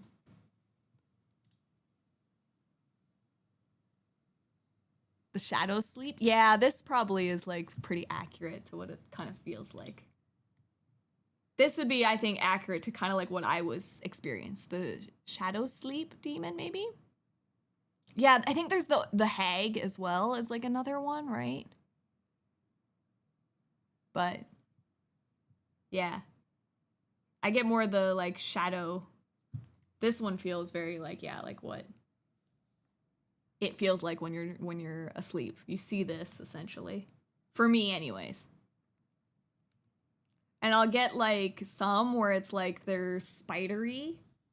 Like as I got older, like this one was the one I just always had as a kid. As I got older too, there was like, I'll get like a lot of more just shadow. Where it's like, is there anybody else out there with sleep paralysis? Am I literally the only one in the Foxfire community?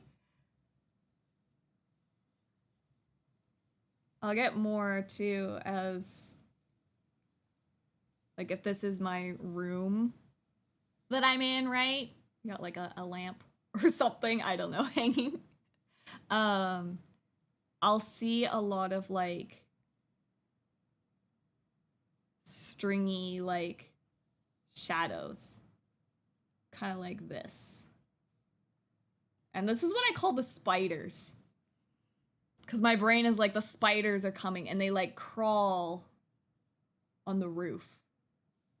And they like crawl this way towards me. If I'm like sleeping in the bed here, right?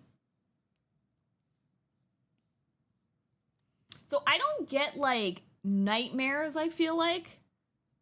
This is the door, right? I don't get like nightmares like normal people. I just get sleep paralysis. Maybe like to me, I think what it is to me is like if I get like a regular nightmare, it's not that scary to me. I'm just like, it's just a nightmare. Like I've had those ones where you're like running for something, or like where I end up like being drowning or something like that. And then I can't breathe, and that's where I'm like, oh, I'm just having sleep apnea. Where I just stop breathing in my sleep. But to me, like, the sleep paralysis is more scary than, like, a nightmare to me. So maybe that's why, like, my regular nightmares just don't feel like anything. But these are the bad ones that I remember.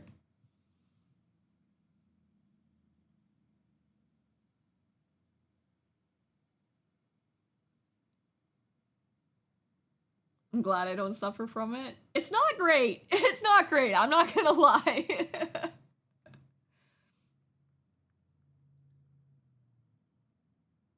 Can't relate with any of these so far.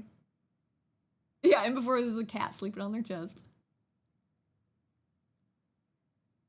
Love the arts. Ah, thank you, Winter. Is it Winter Chica? Welcome in. Sorry, we're talking. Yeah, we went on there's an art. We are doing art, but then I got major distracted in sleep paralysis. Yeah, I guess I still get it. Yeah, I get sleep paralysis when I'm so tired. I think it's crazy. Some people also get sleep paralysis like during the day. I have had two instances where I've had it napping during the day, and it's very different than the sleep paralysis at night.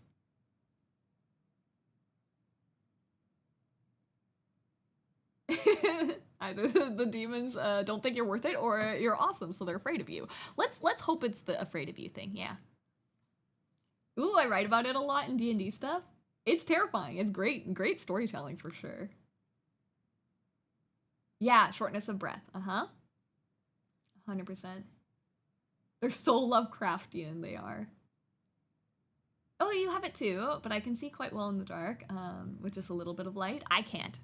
I have very poor night vision. Ooh, quick question. Shells and aged cheddar or shells and white cheddar or macaroni classic cheddar? Ooh, I'm a shells with white cheddar. That sounds amazing, Zero. Sorry, I'm like very behind on chat. Yeah, I've had nightmares. Oh, I only woke up once without being able to move, but I didn't see anything. Yeah, sometimes it's like quick too. I've had ones too where I've like quickly just not woken up before too. Usually those ones are more from a nap, and those ones are less like, I guess, terrifying. Um, they're still scary though, so that's kind of the one I'll explain here in a bit.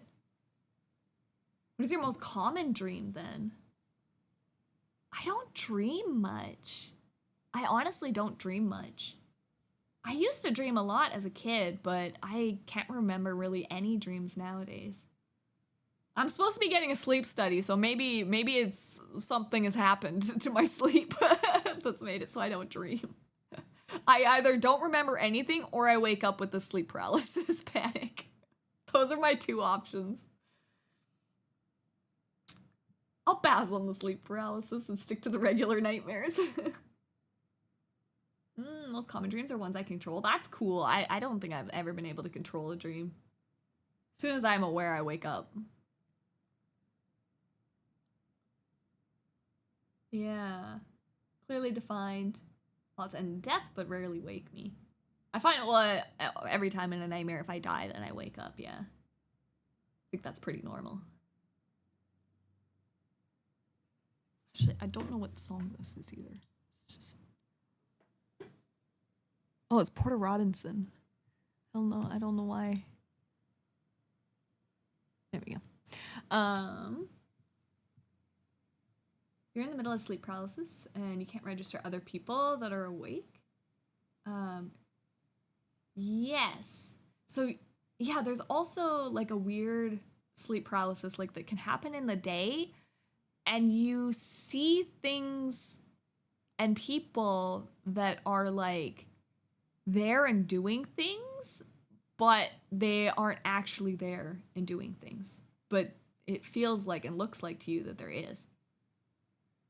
I've had that happen like once, but I didn't have kind of the people. I didn't see the people. Some people physically see the people. I didn't see the people.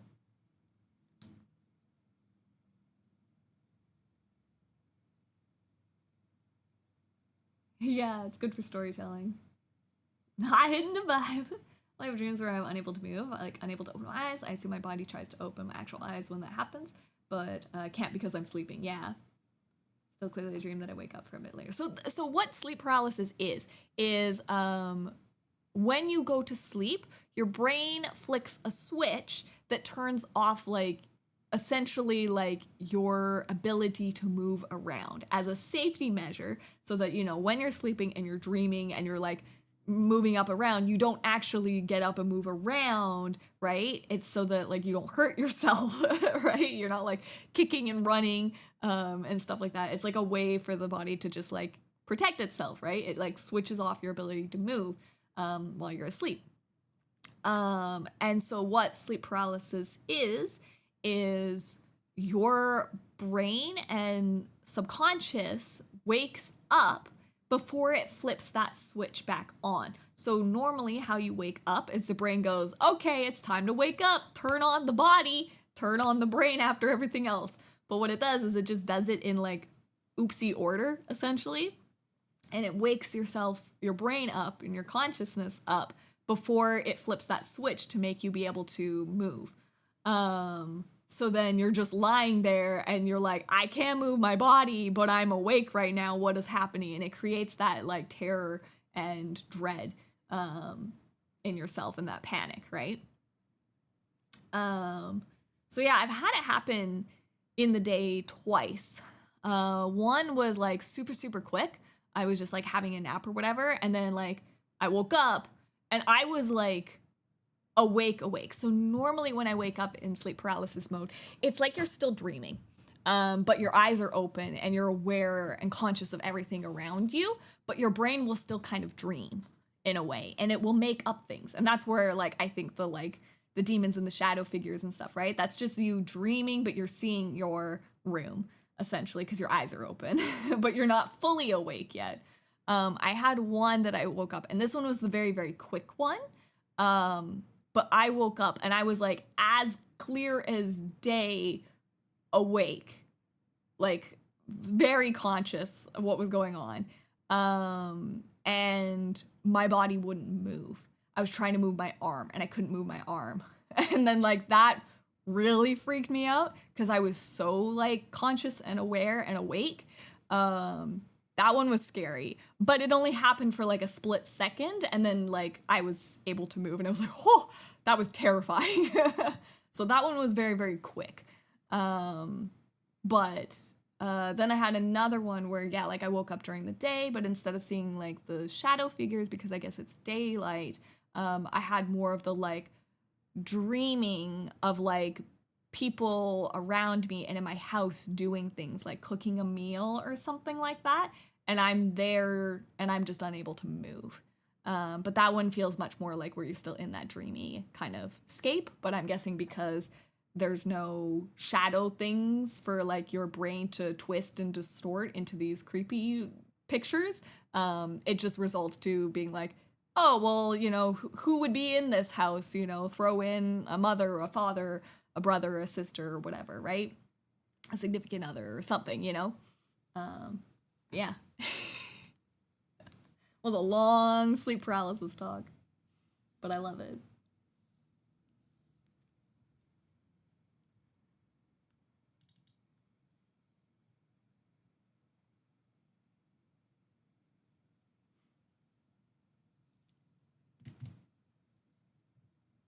Aw, I won't describe mine in detail, but I say often they are grotesque, painful, and tiring. That's not fun.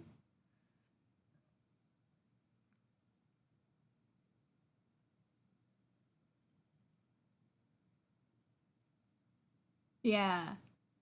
Just on the other side of that, trying to move while the switch is off and perceiving that in my dream. Mm-hmm. Yeah, there's definitely different, I feel like stages and levels of it. Because, like, that's what I've experienced, like, in my knowledge of having it, right? The reason I've never had sleep paralysis is because the switch doesn't get flipped. I move while sleeping a lot. Oh my gosh, enough to propel myself over the 2-foot railing on a bunk bed. Yep, and some people are like that. Absolutely, Ishkin. I also, I think it's like also maybe it's just like people have problems with that switch too, because like I sleepwalk a lot as well, which is again that switch not being turned off, and then you're up moving around, right? So it might be just some people have a bad switch. Shadow figures where I woke up, instantly picked up my wooden sword, which is always at my side, and went into attack position for nothing. Yup. Mm-hmm, mm-hmm. Absolutely, wolves. This is why I don't feel rested unless medicated. I always think that I sleep fine, but now I'm starting to realize, like, maybe I don't actually sleep fine. That's why I have that sleep study to go to in January. I like they were like, oh, so like, you know, you're feeling rested, you know, when you wake up, and I'm like, no, because I think they were like, oh, how much do you like get for sleep or whatever, and I'm like, oh, I like try to get like a solid like 10, 11 hours of sleep, and they're like, oh, that's a lot, and I'm like, yeah, and they're like, oh, well, you feel like rested after that amount of sleep, and I'm like, no. And they're like, no.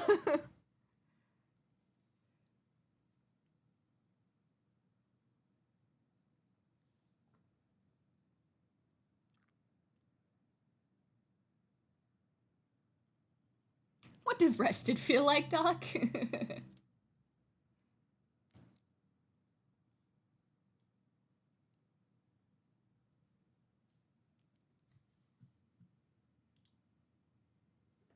Why does it keep giving me random songs? Am I not playing in this playlist? I don't know how to work Spotify. Also, like,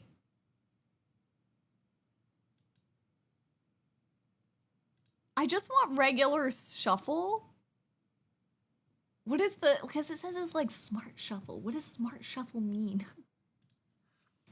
That's why I use YouTube. But with YouTube, I wouldn't be able to do the like the Bookify stuff as easily. So that's why I went with the Spotify. I just want regular shuffle, but they don't have a regular shuffle. It's like enable smart shuffle. And then I don't know what smart shuffle is, because I was like, is smart disable all smart features? Is that a thing I can do? Because like it does this thing where it shuffles in random, like there's, and then I press it again and it's like smart shuffle. Well, then it calls this one smart shuffle, where it like it adds in random songs, right? I just want regular shuffle. So maybe just pressing it once is regular shuffle, and then the second time is the smart shuffle. Okay. Maybe that's what it is.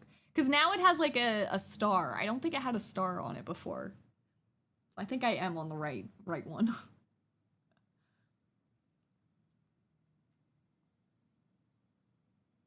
Yeah, I've noticed Spotify being strange lately, where one of the ones I've asked it to play a playlist and it gets like 3 songs in and then runs off on its own random music. Yeah, that's what I've been having too. It's good. Time to go back to MP3 files. Yeah, I want the dumb shuffle. Give me the dumb shuffle. I'm all about the dumb shuffle. We'll be with you, I take.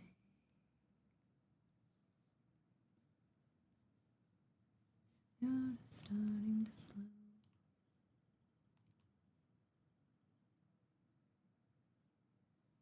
As we fall, hold on much longer to the other side.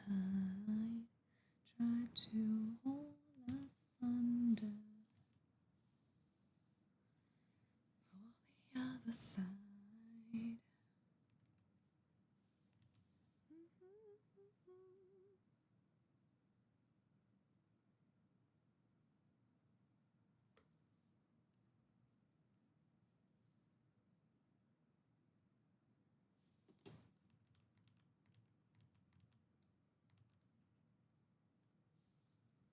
That's better. Maybe I shouldn't make this as large.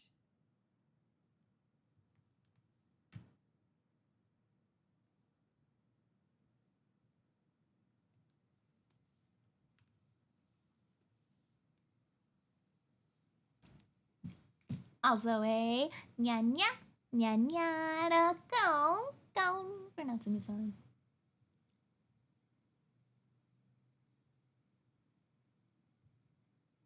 Playlist radio to me? I've used that a couple of times. Experimenting with different implementation. I mean, I know they've had it forever. I just don't want it. I just want to listen to my music. Not to say the songs are bad, and they are kind of like within the same like general vein of what I like to listen to. So it's not a bad thing, but like sometimes I just don't want it, you know?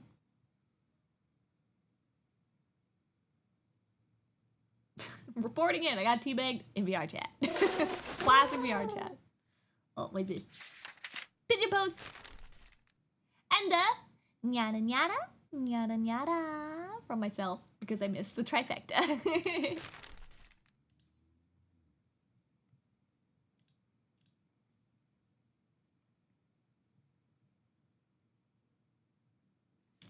The light bringer.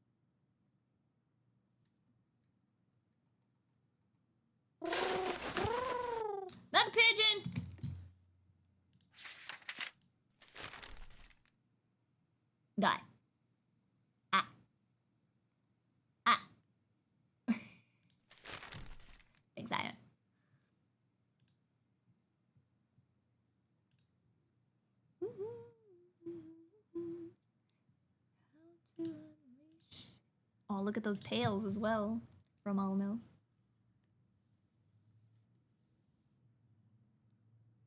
It still says my name. I thought I could be elusive. Called out. You can't hide from me, Ion. Lightbringer.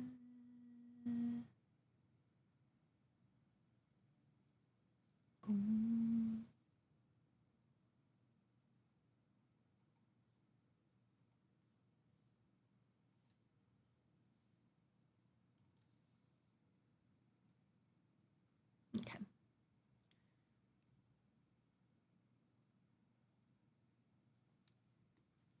Time to line some hair. I haven't done any work. I've been so distracted. That's okay. Look, Foxfires. It's a good thing you're cute. You get a pass, little Solbas. You get a pass.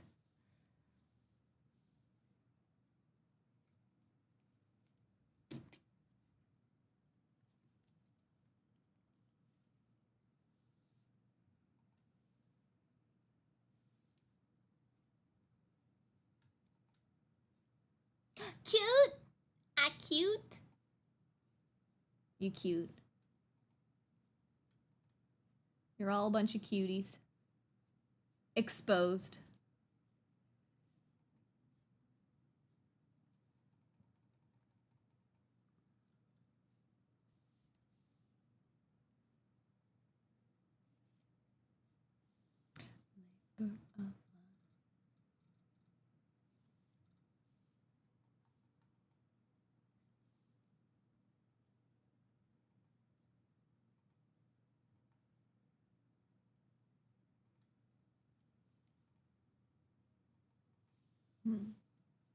Bad influences.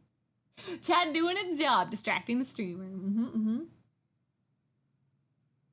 Start downloading my playlists and connecting my tablet instead of my phone. Tablet doesn't have internet outside of Wi-Fi, so it's not cable. Oh, that's kind of smart. That's very smart. Time to explode. Part of your job, making us happy. It's mutual. It goes both ways. Rude. I'm not cute. I'm a sleep paralysis demon in disguise. Who's to say a sleep paralysis demon can't have cute little blushies? Okay. Oh, I don't have any of the pictures left. I was gonna draw cute little anime blushies on one of the demons, but I deleted them all. I'm significantly harder to distract than a certain Foxmons. Fox get even more distracted. I'm very, like, unable to focus on two things at once. Like, Choco Jax is so good. Choco Jax can just talk and draw at the same time. And I'm very envious of that ability. When I talk, I usually have to, like, stop drawing. Unless I'm doing something like line art or something. It's a little bit easier, like doing this part kind of idea. Or if I'm just, like, filling something in, then it's easier too, but... How's the duck butt hair progress going? It's going good. It's not as duck butty. But I kind of like it more. Also, Eclipse, welcome in. I could type 2 letters and it could derail him for like an hour. Excellent. John spends 47 minutes rendering one spot. And we all know that spot. Faster than before. Hold me back no more. This is all I ever know.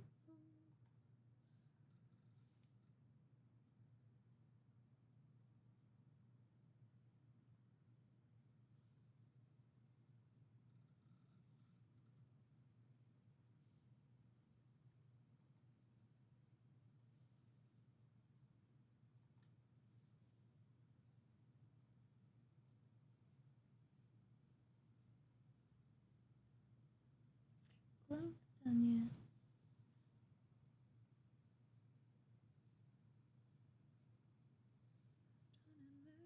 slowly.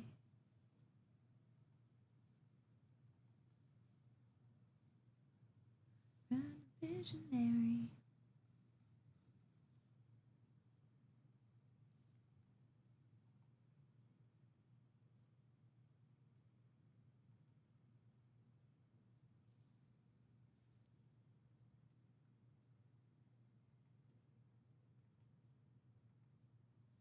I remember all my childhood dreams.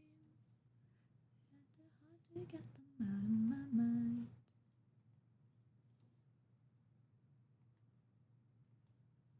Hard to get them out of my mind.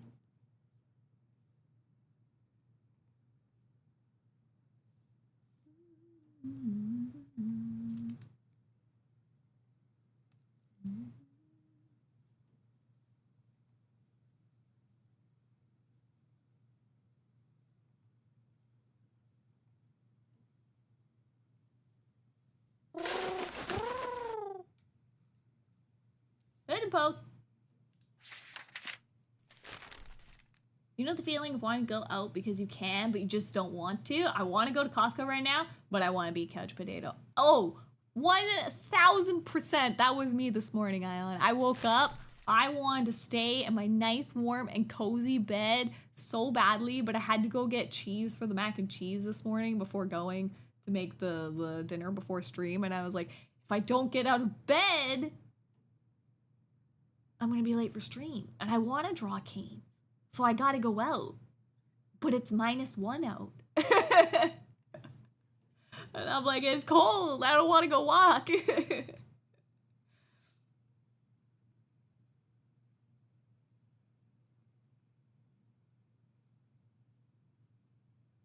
Draws and drinks.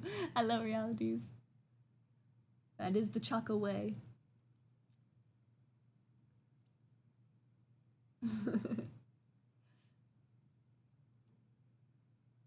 Oh, Costco calzone. Dang. Yeah, I gotta make dinner too. What's your plans for dinner? I should keep an eye on time too. Do you ever find yourself procrastinating going back to draw more on a piece? Absolutely. This piece. Up. Where's his sensor bar? This isn't the file. This isn't the file. This is the file. Oops. Sensor bar. This piece. I had a random, I guess, PNG image, and I thought it was the Clip Studio file. His whole ass was just out. This piece is my procrastination piece. I keep wanting to go back and working on it, but I can't get back into it. But I want to finish it. I feel like it has so much potential. But yeah, I keep being distracted. Procrastinate by working on it. Is that how that works? Is that how that works? Okay, you have a valid reason not to go out. It's only 23 Celsius here. That's pretty balmy. That's a nice temperature. -1 is it's cold. It's cold. We had our first snowfall. Nothing, I think maybe like Mama Pup still has a snow because they're like a little higher up in the elevation. But we have no snow down in the bottom of the valley. It's always takes a lot for us to actually get snow. Ooh. Oh wait, the moon is full tonight. Oh wait, different kind of moon. I was like, wait, do we have a full moon? Really, it's the butt. Tomorrow. Oh, it's procrastinators unite. And tomorrow. We'll do it tomorrow. We'll unite tomorrow. Ah, you also got your first snow this weekend. Heck yeah. I do like the snow. I love the snow. I do really, really like it.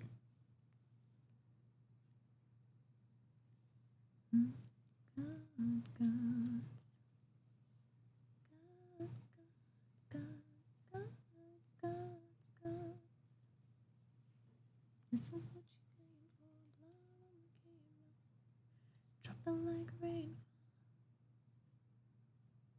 Eyes on the puppet. Singing your praises, la la la. Name la la la. Step you're immortal now.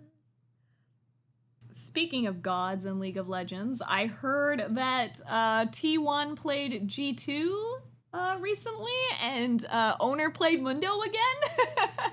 I'm like, heck yeah, let's go. Owner's gonna become a Mundo fiend. This is their Bengi Nidalee moment.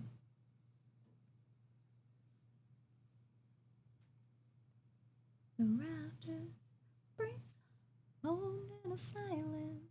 That girl woke up and chose violence. La la la. Why we're immortal now, 'cause they gonna come one by one.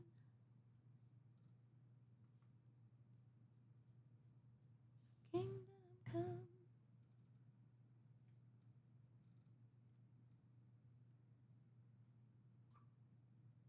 Aw, hope I get some actual snow this year. I want to take a picture of a Nui. Aw, a little snow Nui.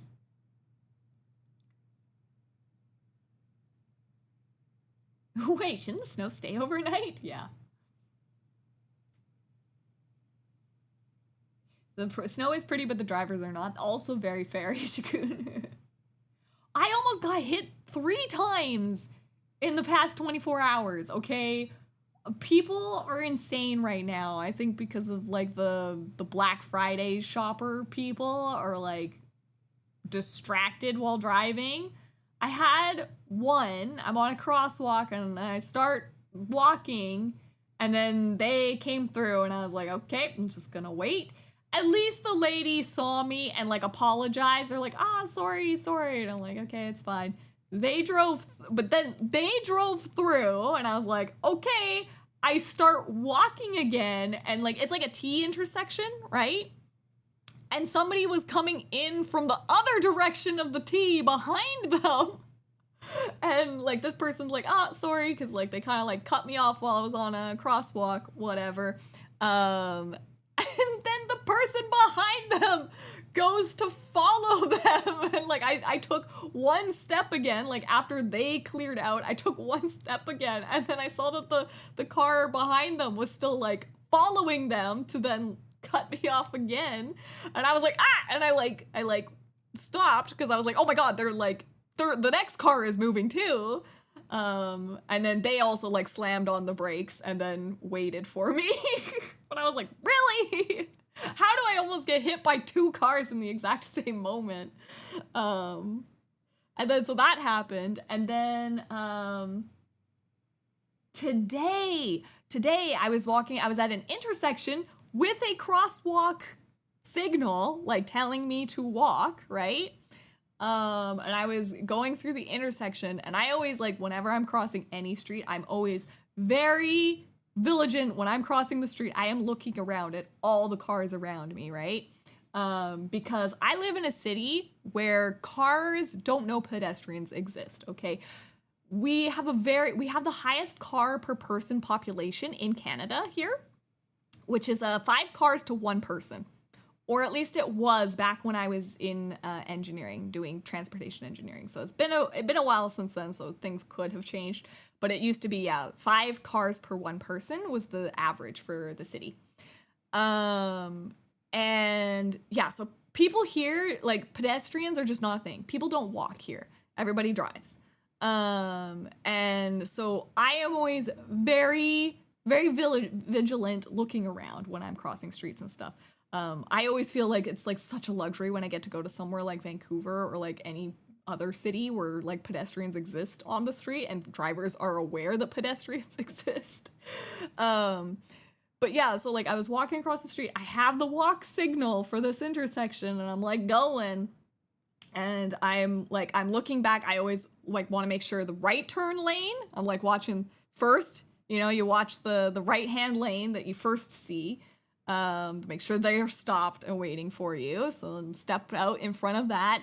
And then after that, I start watching the straight through right turn lane and then the left turn lane behind me. Like I'm always watching that one and then the right turn behind me. I'm always like turned around looking at that left turn lane because like I know they are not looking at the pedestrians. They are tunnel visioned only on the drivers that are coming through and they're looking for that break. And if there's a break in traffic, they're gonna hit the gas to try to get between that break and then end up hitting me. So I'm always very vigilant, looking over my shoulder, watching the left-hand drive person and left-hand turn, sorry. And sure enough, I am halfway across, like I have crossed the yellow line now area. So now I am into that lane and I see a break and I'm like, are they gonna gun it and try to get between these two people? And I'm like, surely not. Surely they see me. Nope, I heard them hit the gas and I was like, oh my God, there is a car coming towards me. I ran and got out of the way because I ran. Like if I was not watching them, if I was just a random old lady that was just crossing the street, I 100% would have been hit. It was only because I was watching them that I saw them hit the gas to try to make that break in traffic, and I booked it because they were coming towards me. It was really bad. That was this morning on my way to get my cheese for my mac and cheese. But I'm like, really? I've almost been hit by three different cars in less than 24 hours. Because yeah, last night was the issue with the two other cars. Also, the ghost, or Ino. Welcome on in, and thank you for the follow, and welcome to the Foxfires. Going. Yellow light means faster. No! Drivers in Vancouver are aware of pedestrians, at least like in downtown Vancouver. I don't know about for like outskirts of Vancouver, but definitely in downtown Vancouver, because there are so many pedestrians, the drivers are aware, like when they're making a turn, there's probably a horde of people also crossing the street, just because there's the sheer amount of pedestrians, right? Whereas here, people don't at all. Oh my God, KDA, heck yeah, we love KDA here. Well, I've just got my Riot playlist going on right now because I'm drawing Kayn. Also, your art looks nice, thank you. Yeah, we're working on making, welcome in. We're working on, I want a full art card of Kayn for Riftbound, which is League of Legends' new card game that they just created as of like October. It just came out. Yeah, so I wanted to do a full art card. So I'd like to hopefully like get this all finished off and print it on a card that I can actually use in play. I won't be able to like use the card in like any competitions or anything like that because you can't use proxies in those tournaments and stuff. But just for like playing against friends and stuff, I thought it would be fun to have like a full art Kayn card. So that's why it's got like this it's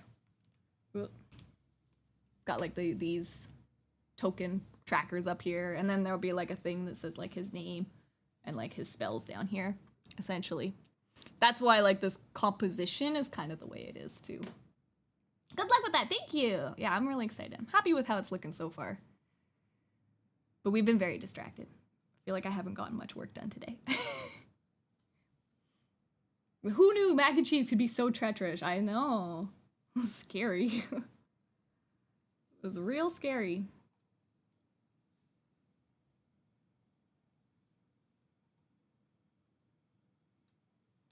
On the way now. Never wait down. This is how we do it every day. I never really finished the hair in here.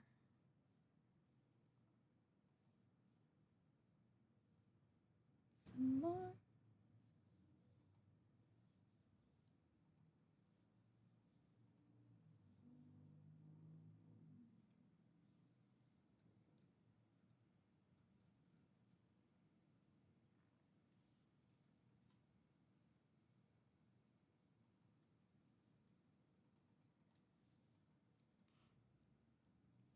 That was the mac and cheese? Yeah. It's doing its work. It's trying to get me executed. Big Mac and Cheese sent those cards. Forgot to move the old Dakota out of its spot closer to the house before the snowfall so I could put the trickle charger on it. Ooh, yeah, you're gonna need that. Definitely get that out, Blaze.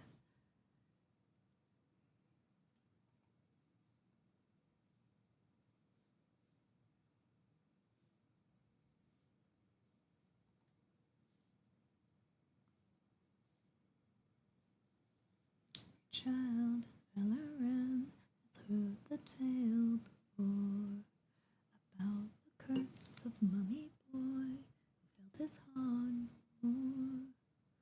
So sad and lorn the helpless lad. He ventured out to find a friend, learn about his pain.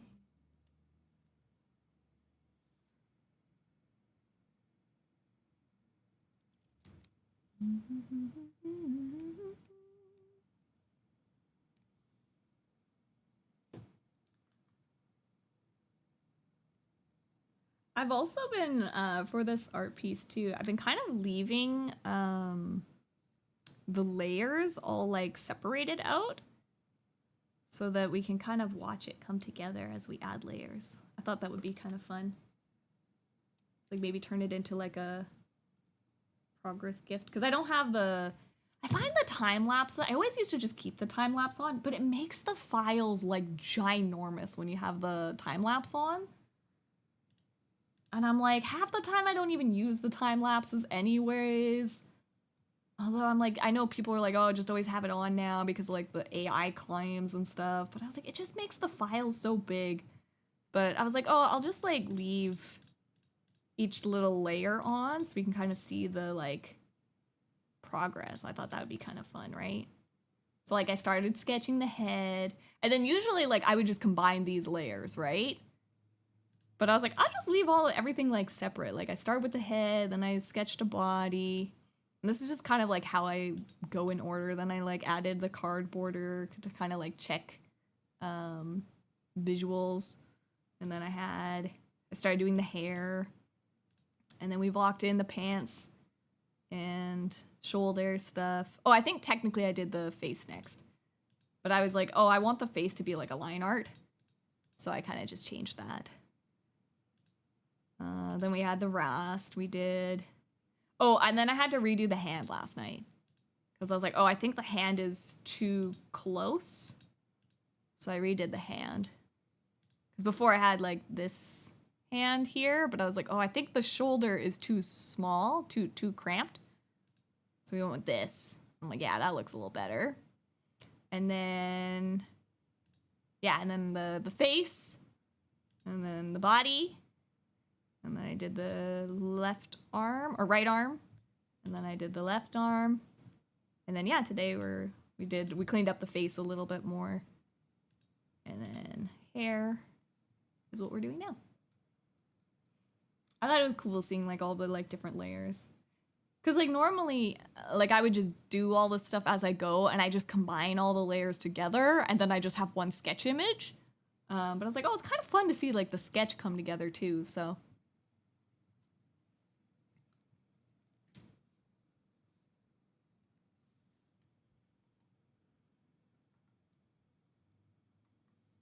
Also at work with Lily on speakers, and I'm about to start on a month-end spreadsheet. If I suddenly come in with all caps, I apologize in advance. I just did a bunch of spreadsheet stuff a couple days ago too. I do like monthly like tax reports essentially, because I was like, oh, it'll be like it'll be easier to keep track of at the end of the year. So like here we don't do monthly taxes. I know apparently that's a thing. I think you guys taught me that's a thing some places where you get monthly taxes. In Canada, it's just yearly.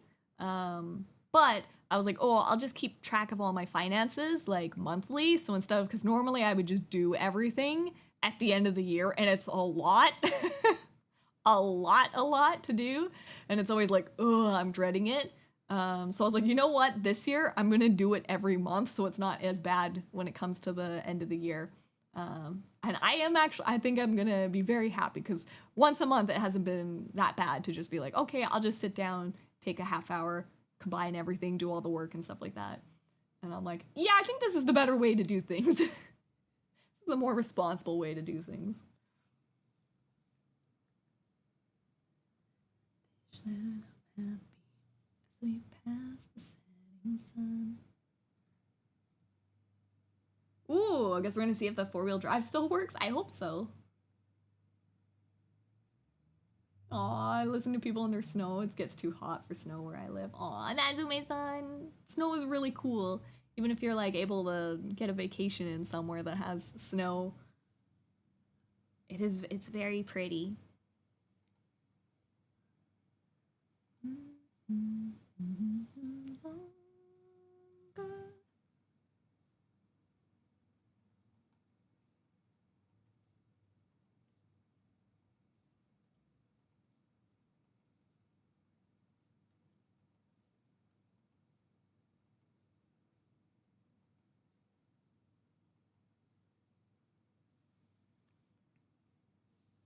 Getting used to this.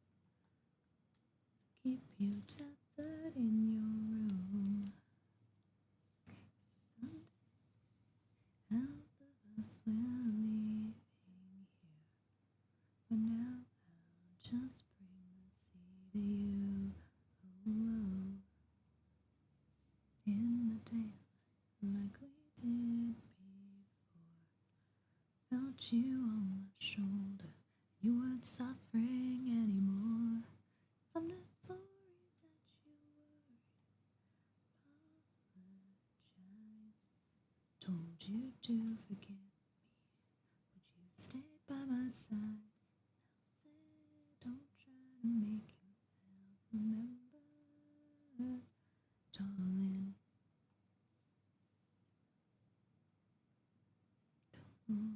So let's pretend longer.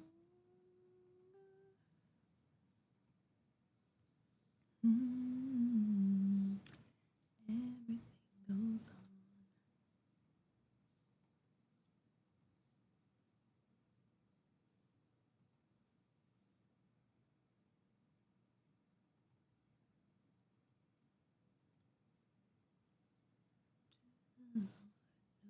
Heroes, villains, welcome to we've only begun. So pick up your weapon, face it. The best part of watching artsy things is watching everything come together. It's basically like watching magic happen to me. It's cool to me as well, even just to see.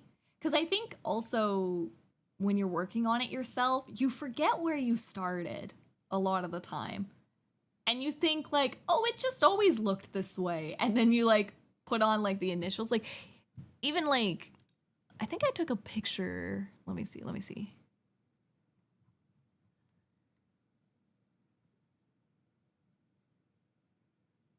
Let's see.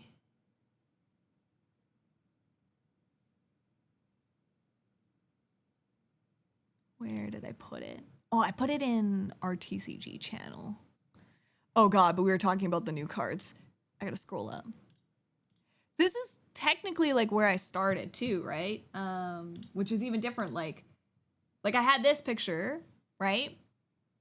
This is what we had too. And then like this compared to this, I've changed a lot in the composition even too, which you just do as you're going around, right? And changing things. Because like this, I like zoomed in the composition a lot because I just think it like looked better, made Kayn a little bit bigger and better focused on the screen a little bit and stuff like that. And I think I changed like angles a little bit here too.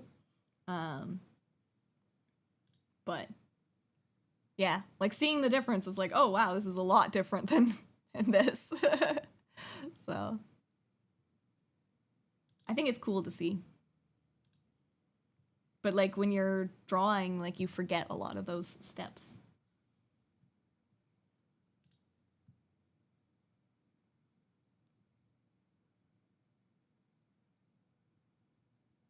So it also feels like magic to me in a way too. There's a ton of times where I'm like, I drew that? How did I draw that? I feel like even artists think that way. I still have a picture of like 2 cockatiels that I drew when I was really, really young. And I still look at it and I go, dang, I drew that. How did I draw that? I'm like, my skills for like charcoal drawing in traditional has like gone completely because I just haven't practiced and kept on it. And I'm like, oh, dang. How did I do that? That was me?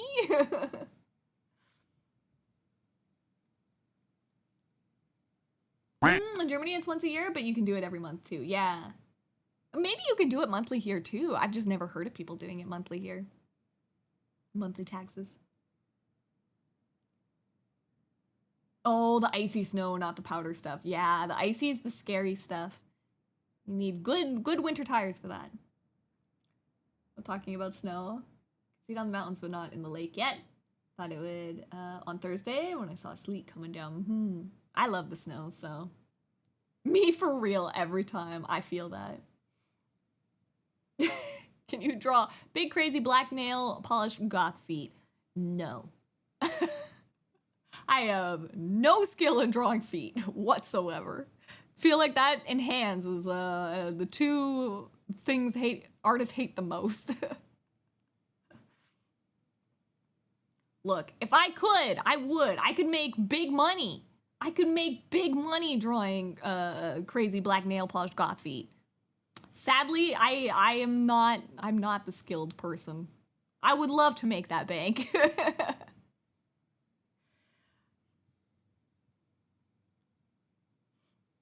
It's like even this artwork is the perfect artwork to draw extra bits for to make more money on. But I have no idea how to draw said extra bits. Gotta lock in and learn. It's true. Gotta make that bank. Where did I put my pen? I put it down and now I lost it. Where did it go?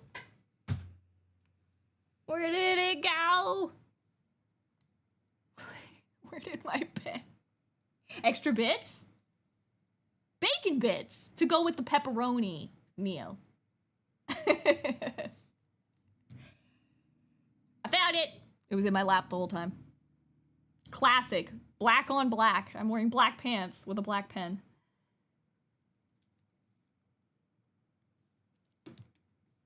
Yeah, no feeling. Yeah, no feeling. So you go.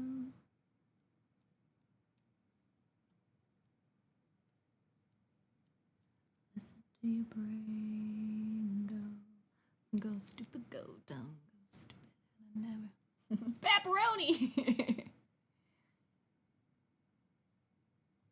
That would be one heck of a proxy card. Blaze, people make them. People actually make them. I have, in my proxy card search on Etsy and stuff like that, I have come across some very explicit Magic the Gathering proxy cards. And I was like, whoa, people play with these?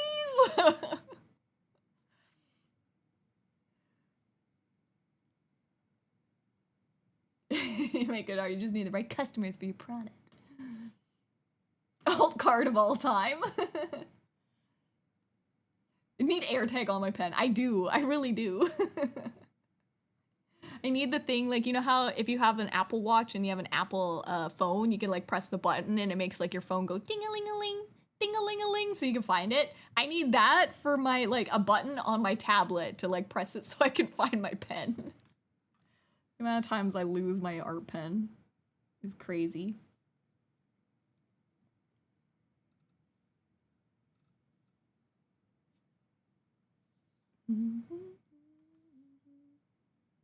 I play Magic the Gathering for the right reasons.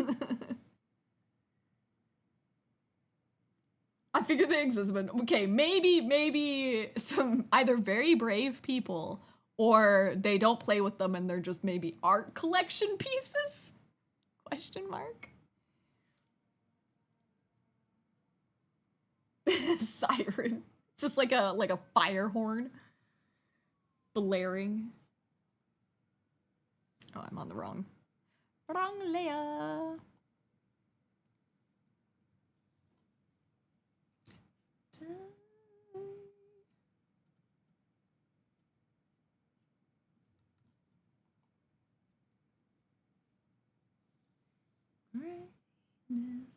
Legends.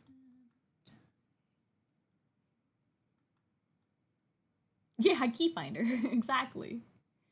People walk around with those or novelty shirts in public. Nothing surprises me. You know, you're not wrong, Nishikun. You are right.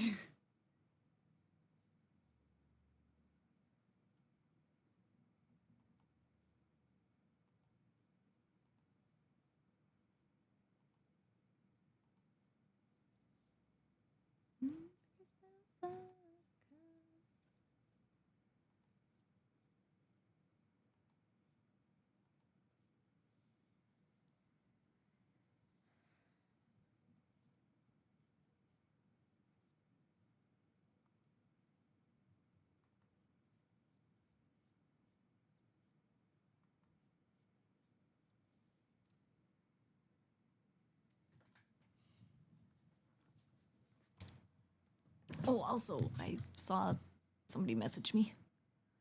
Okay, so there is the Riftbound event tonight. They went in person and registered. Doesn't seem like they're going to be too busy. Last week was a bit dead, and they're selling extra boosters for $10 each during the events. Ooh, okay. $10 is better than $15. Seven is retail price, so it's only $3 more. Their wife got them some extra packs for Christmas, and they cracked them open and got a 1,000-tail Watcher and Kaiser Survivor. Heck yeah, let's go!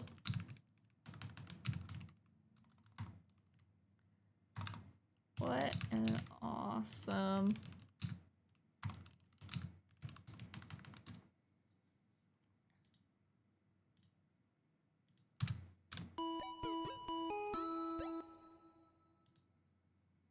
The initial hype is dying down, so cards can be obtained without being gouged to heck and back. Not yet. Not yet. Things are still very expensive for Riftbound because there's no product. But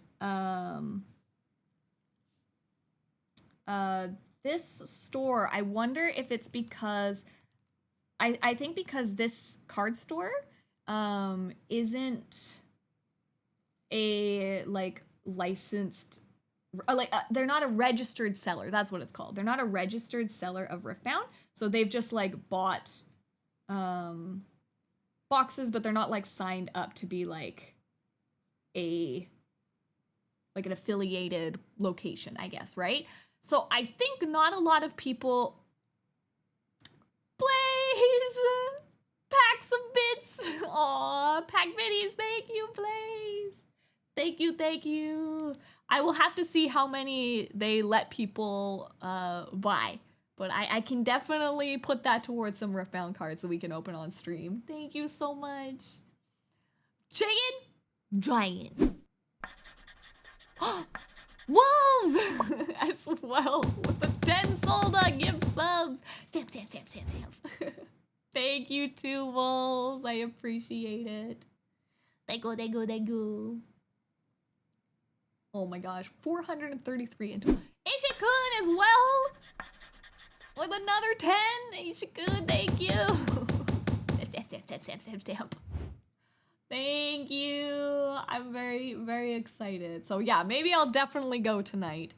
I was planning on it. I kind of had a feeling anyways. I was like, I'll see how tired I am after streaming and stuff, but welcome in.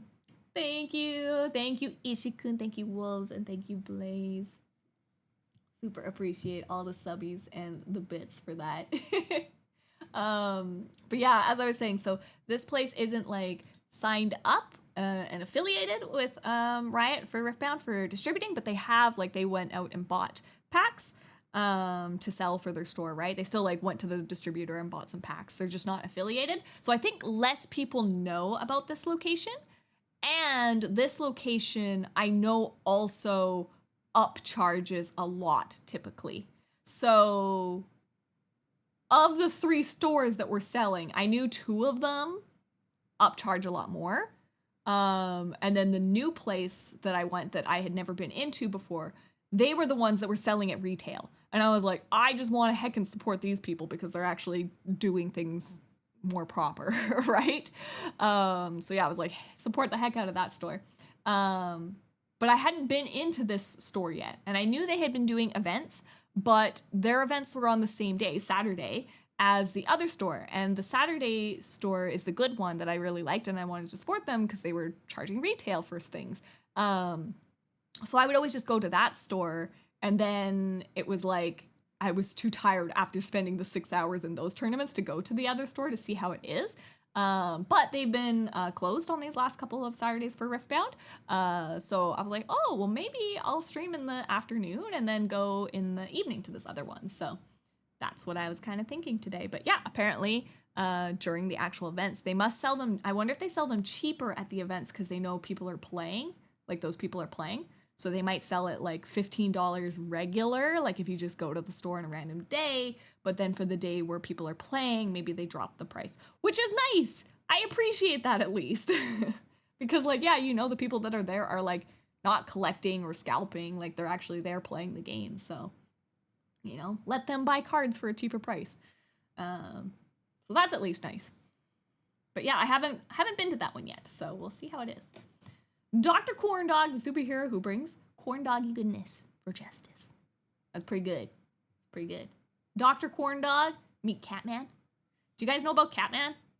Catman is like a dude that's like walking across Australia to raise money for childhood cancer. I think he just finished his walk, right? He's been walking across Australia for the past like 2 years, I think. But I think he just finished. I was just watching. Or maybe he made it to Melbourne? Maybe he's just in Melbourne. I don't remember if he finished or not.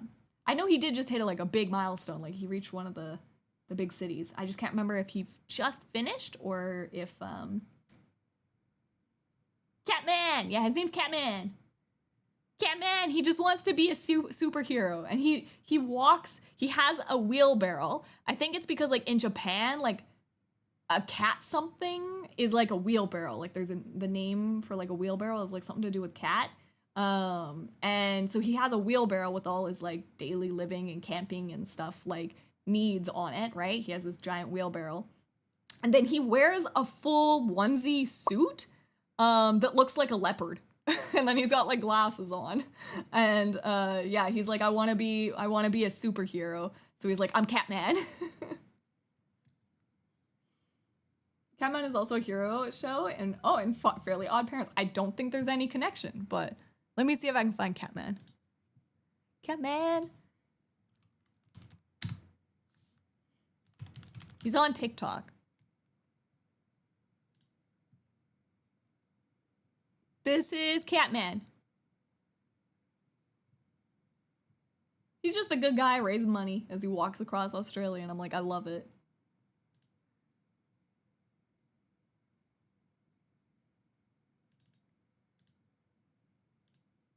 He Catman! So this is Catman. Hi, Catman! It's very loud.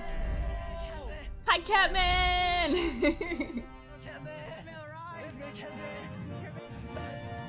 Catman! That's what he like when people see him, he just goes, hi, Catman! And then there's like people in Australia that like know him, right? And they'll be like driving by or whatever, and they just go, Catman!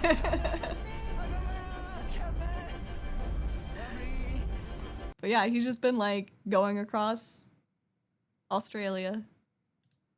There you go, see? Catman! I'm Catman walking across Australia! He's so wholesome! Oh, I didn't get the health check. I didn't get the health check, but yeah, he's just so wholesome. I love it. I love it. It is so wholesome. And yeah, so he just like is raising money and stuff like that for childhood cancer.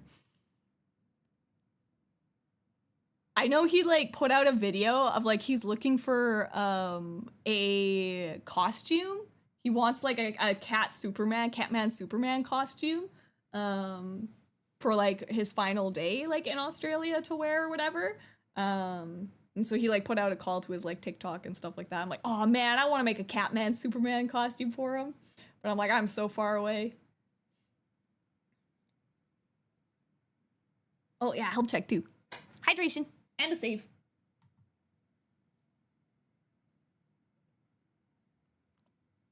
Super Catman. I've been following him for like, I mean like, I never like follow accounts on TikTok ever, but because the algorithm it just keeps feeding it to me, and I've been watching him walk for at least like a year now for sure. And I think he said he's been walking for like 2 years now.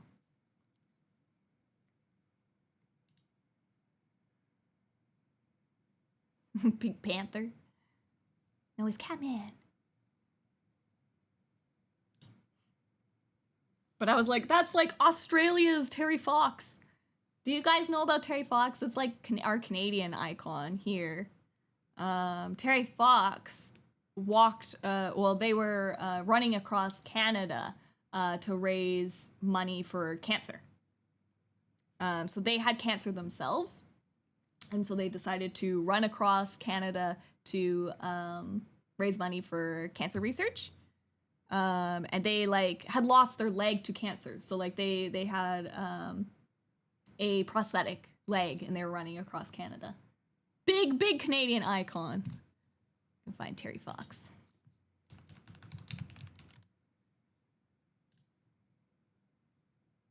Yeah, here we go. He's like, here's Terry Fox. He didn't finish. He never finished his run across Canada. He did pass away to his cancer before he could finish his run. Here's like another one, right? It's a color photo. Color photo. So yeah, he never finished his run across Canada, but in schools in Canada, we do the Terry Fox Marathon of Hope run. So like in schools in Canada, as a kid, you run across like the schoolyard. Like it's a time of year that you go and everybody raises money for cancer research in the schools. And yeah, you run like as a kid, you run around like the schoolyard and stuff like that. And you see, I guess, like how many laps around the schoolyard or whatever it is that you can run. It's just like a big thing we do here up in Canada. So if you're Canadian, you know about the Terry Fox runs. But I was like, that's probably something very specific to us.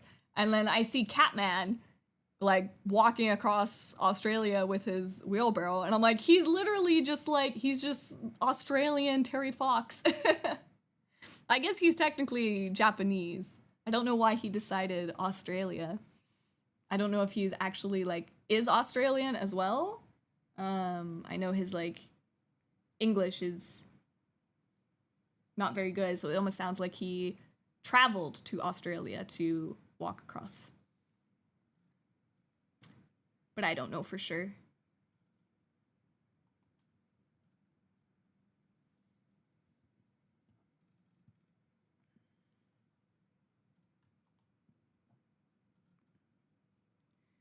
Cause you wrote it, make your whole life worth the sacrifice.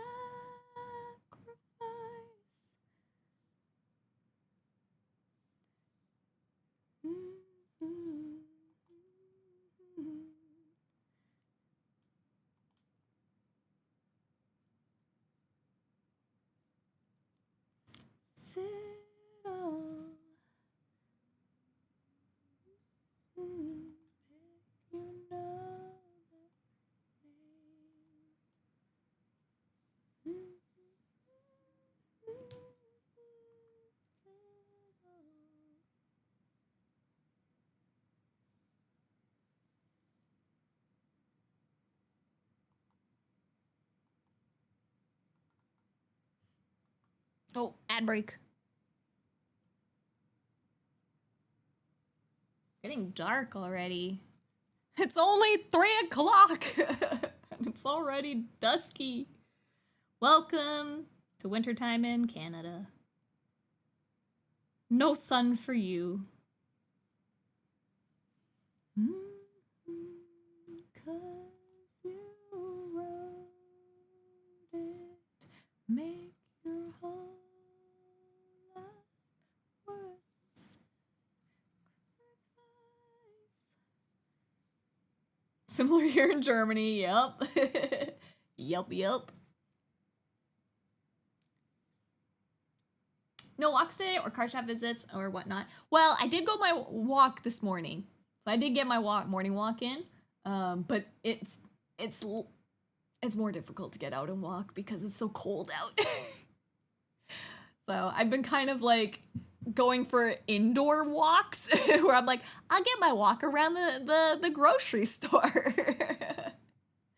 So, because it's just so cold.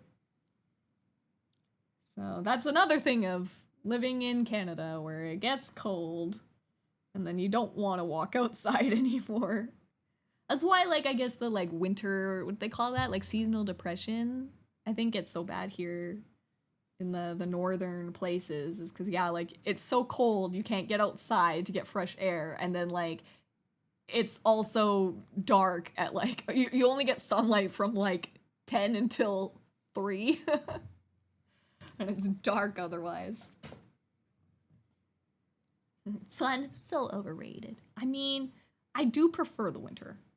Because I do still not melt. And I prefer being chilly over melting. Personally.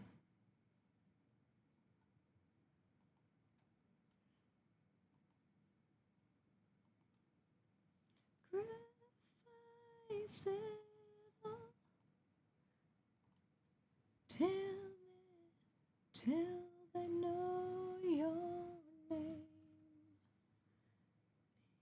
Whole life worth sacrifice.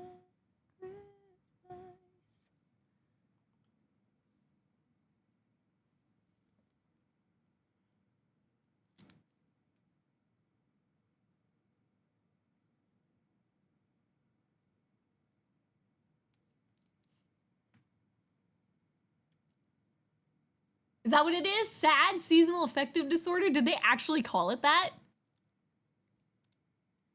I got the mad SADs. Yeah. Oh, you can. I don't like being cold. I can manage the heat better than the cold. Oh, see, like, I'm opposite. I'm like, at least, like, if I'm cold, I can bundle up. But I feel like, if I'm, like, hot, you can only take off so many layers. And you're still hot.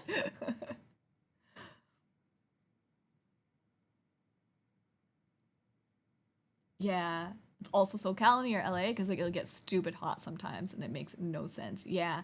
So I'm in a very interesting place where in Canada where I get both because like I'm in a semi-desert. I get both like insane hot temperatures and insane cold temperatures. So I get both ends of the spectrum.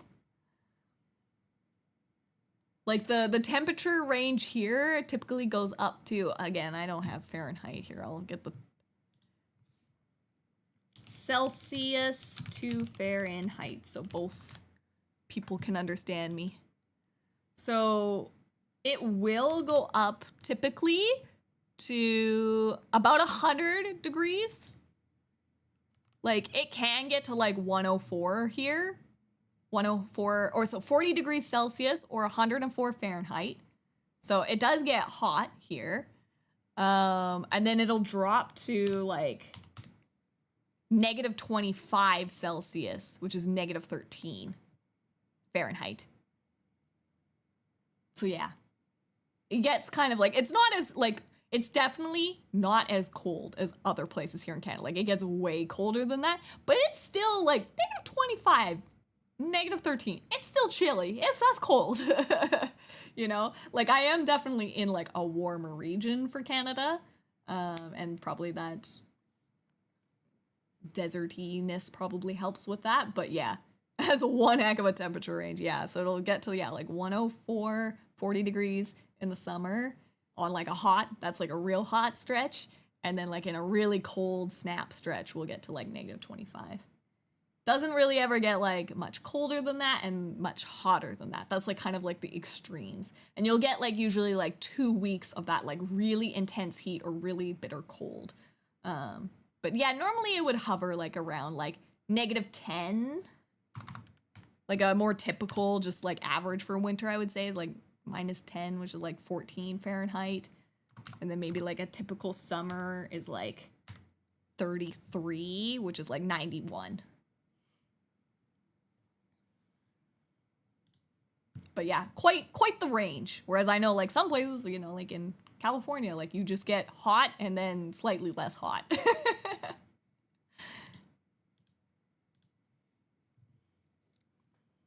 Till you know me.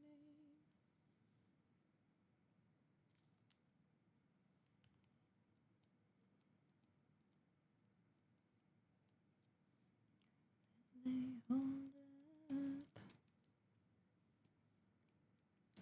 Don't cry for your vengeance.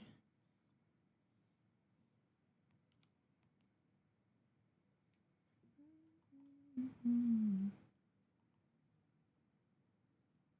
Watching. Here's your judgment. Here's your reckoning. Write your story down.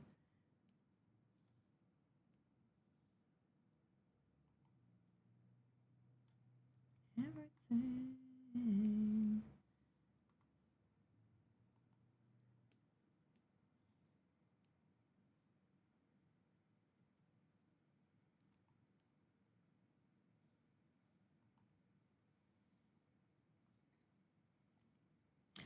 Watch us take.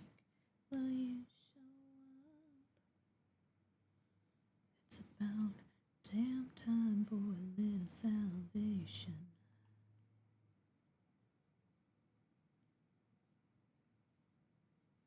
Will they send them? The world is watching.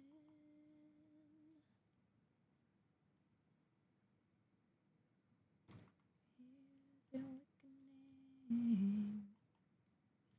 Story down.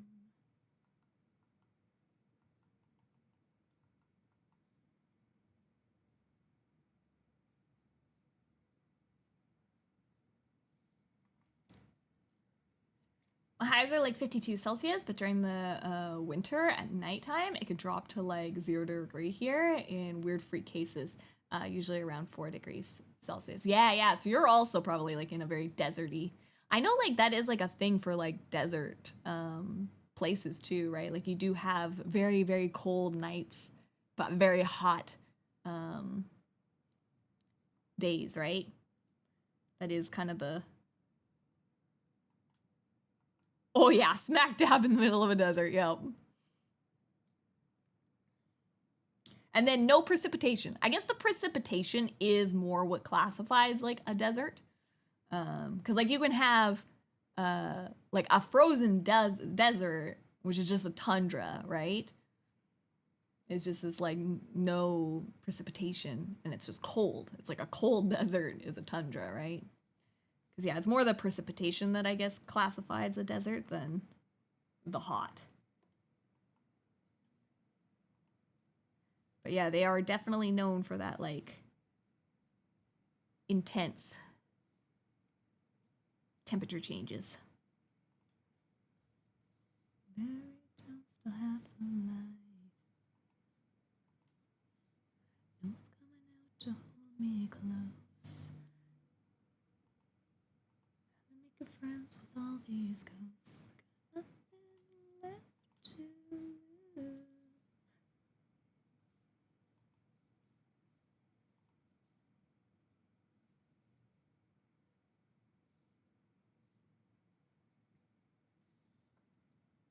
But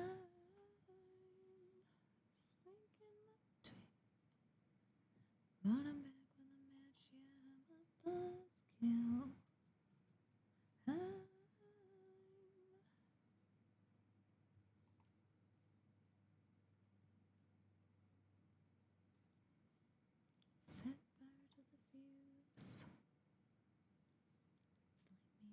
turn and run. The bitter truth and I choked it down. Taste on my tongue, my appetite's been running wild. What's coming out to hold you close?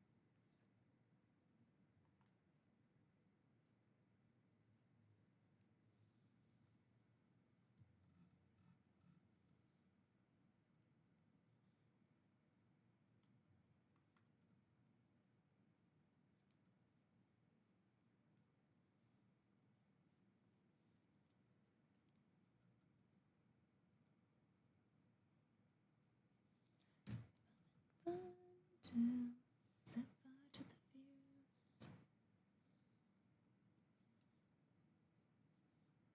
Moving like a shadow. Nothing here there to keep the temperature. Officially, the presence of liquid water is what defines a desert. Yeah, so the poles are deserts too. Exactly. Exactly.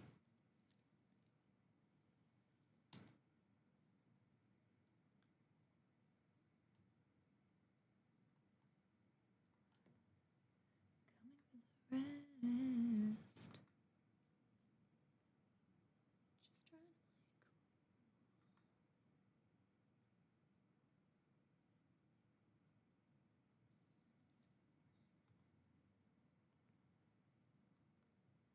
Sick and it's twisted, but I'm back with a match. Yeah, I'm a buzzkill, nothing to lose.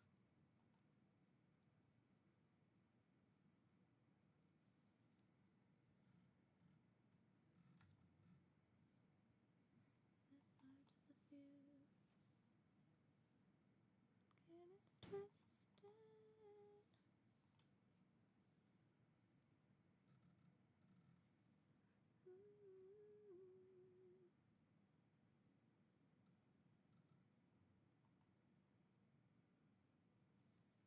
Yeah, set fire to the fuse.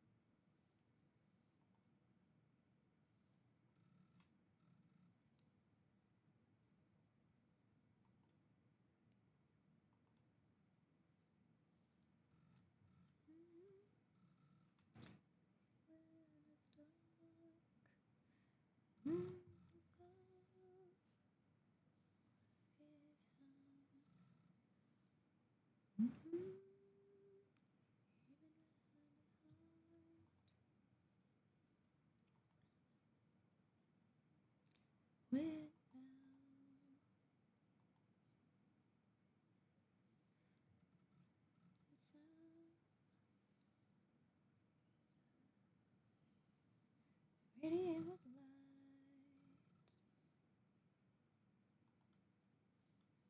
one of a kind, you know.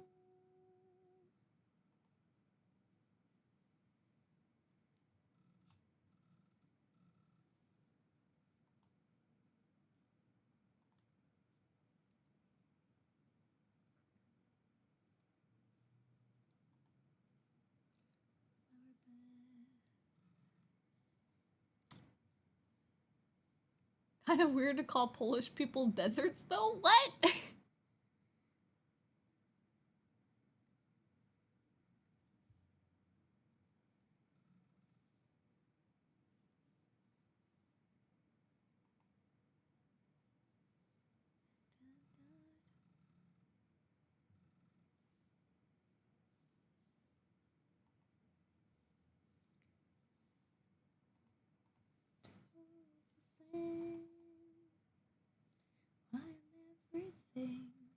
Oh, polls. I see now. I see what you did. From miles, see a beauty shine. You radiate with light.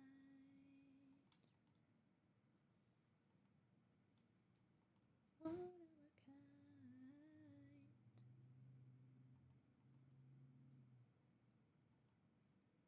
You're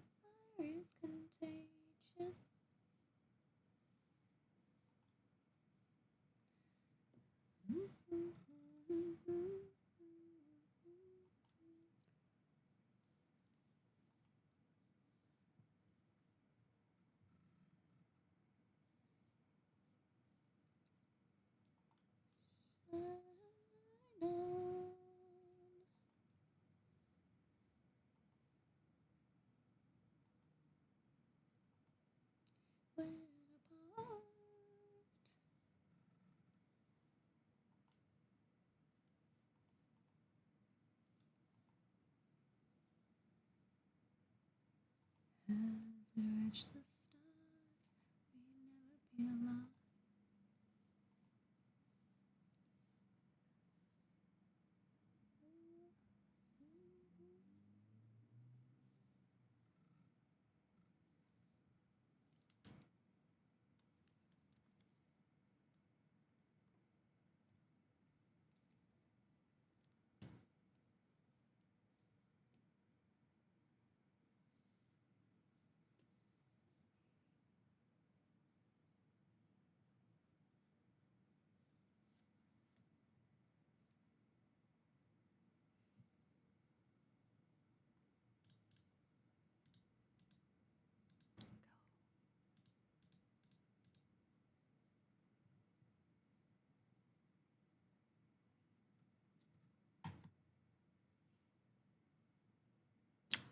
I wasn't sure if that would 100% work. It does work.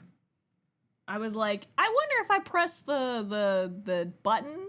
I didn't even know if the rotate was a physical button on this toolbox. And I was like, I wonder if I press the rotate button, if it'll just like center. It does. That's pretty awesome.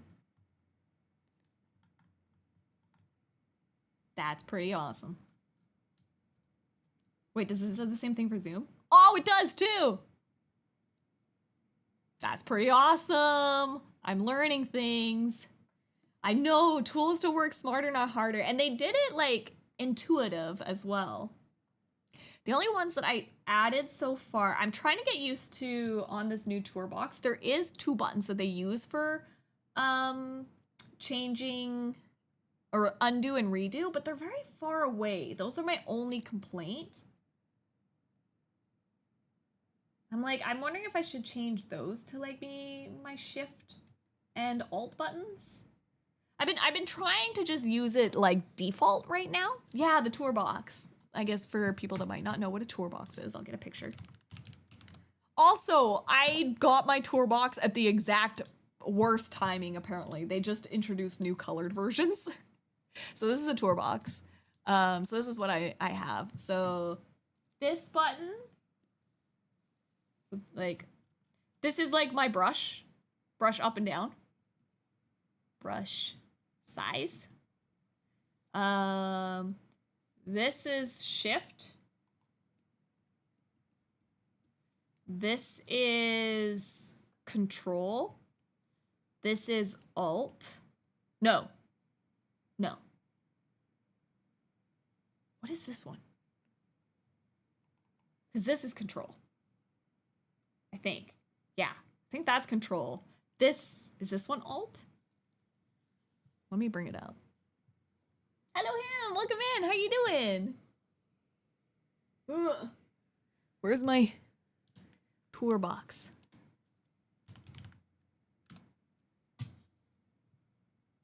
I use my left hand because I draw with my right.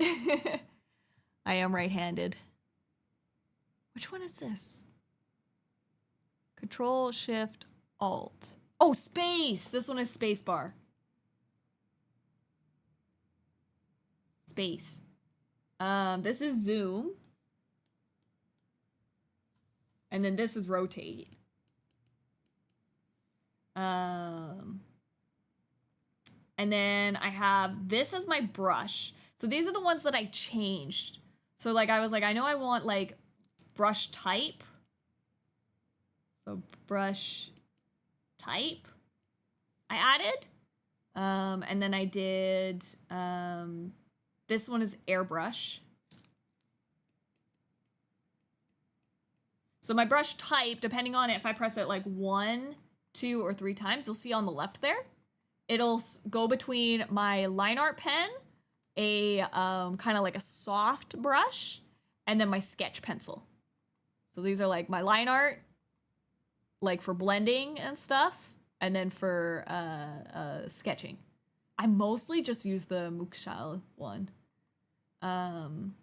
More so than my Ilsham. Ilsham does the mapping pen. I'm kind of liking this Mukshal one a lot now for sketching. I could always give that one to you guys too. Find it for you on Clip Studio if you are interested. This one is Control Z, and this is undo, and this is redo. That I'm trying to like work out, but I was like, these ones feel far away. I made a happy face. These ones feel far away for me. Like I kind of like rest my hand kind of like here, right? And it feels awkward to go reach over and press these buttons when like undo and redo is like a button that like I use so frequently, right? I almost want this one to be my undo button. I don't know. And then I did this one as copy, this one as paste. And then they have combinations of things as well. So yeah, I found out when you press this one, it resets the canvas if you press in on the dot. If I press in on this one, I set it to Control Save. So I also have a save click. And then this one is my erase, essentially. Erase. So that's how I kind of have it mapped out right now, but I know it has been a while. Have you been doing him? Hope you're doing well. Space.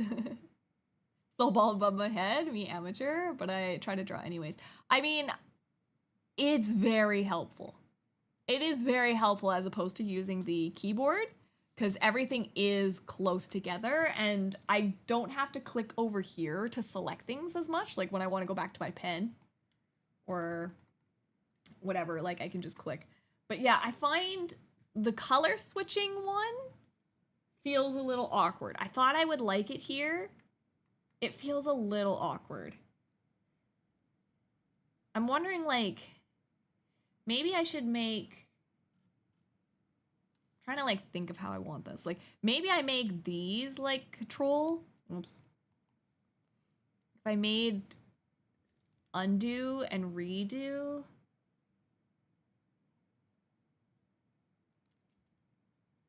Like my space and alt. Cause like I almost feel like I want to make this my erase. Because like erase tool and undo are the ones that I use a lot. So I almost want to make that, I think, erase, and maybe this undo and redo.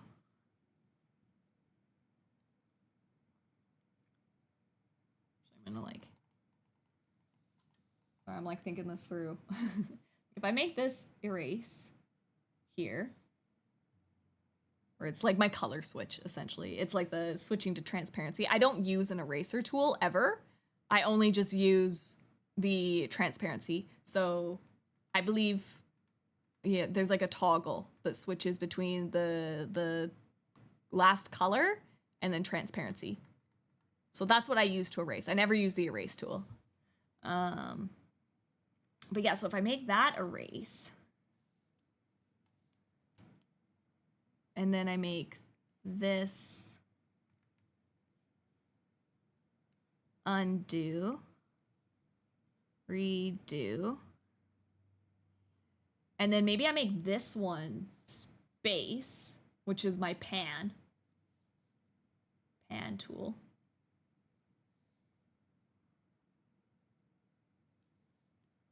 And then control and took care of space, and then they this control and alt,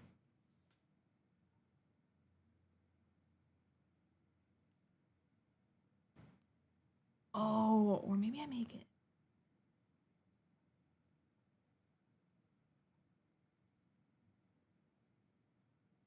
Or maybe make this.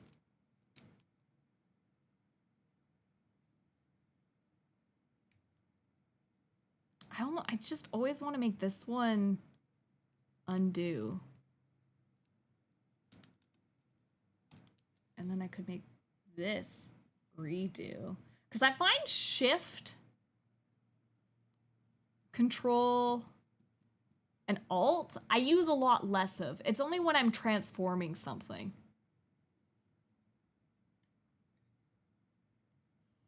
And like of those, Shift I use the most. So I think putting here would make sense.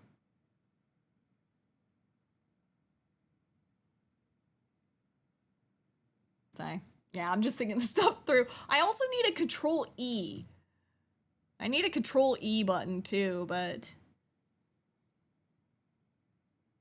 shockingly, there's still not enough spaces. I need like 2 more buttons. Control E is it flattens your layer.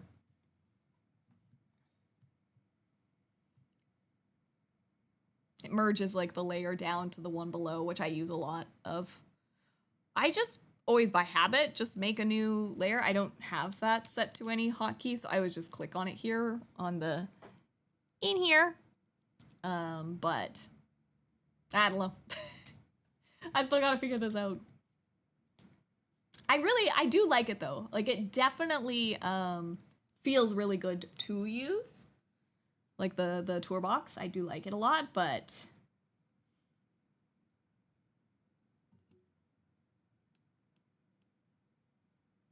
it's just I'm slow right now. It'll take me a while to gain that muscle memory. You might want it on the cross so you can use it with your thumb, but I don't know how often you switch pen type. So that's why I do the pen type here, because yeah, it's my thumb, how I kind of like rest my hand. Give like a little skin color hand. I kind of do. This is gonna be a horrible drawing of a hand, but you get the idea. I put like my finger here, right?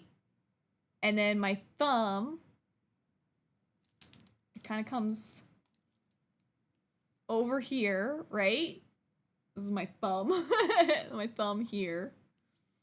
And then the other fingers kind of rest up here and here, right? That's kind of how your hand sits on the controller. So like, cause breast size, you're always constantly adjusting. So that my finger, my pointer finger, right, is kind of always on the brush size.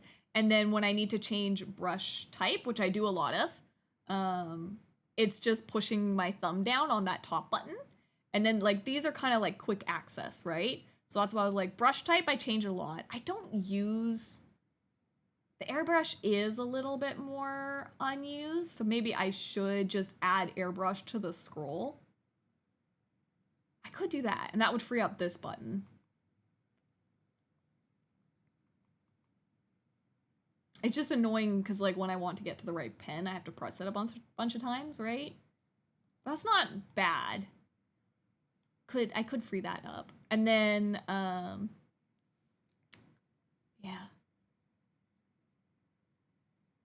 Now able to subscribe, thank you. I appreciate it. Also, how's Peach Soup's doing great. They are playing lots of, what are they playing right now? Mostly RuneScape. Mostly RuneScape right now. That's their game of choice.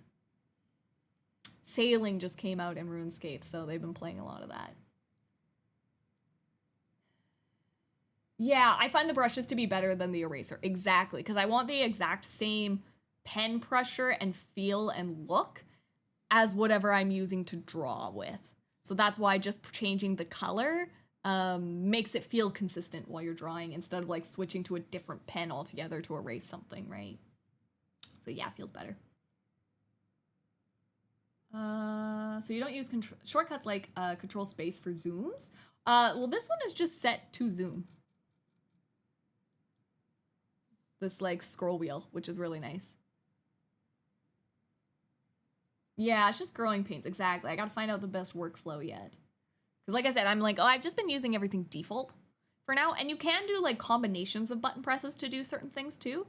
So like I could do like even my undo and my control, and maybe that merges a layer. Like maybe that would be a good thing to do.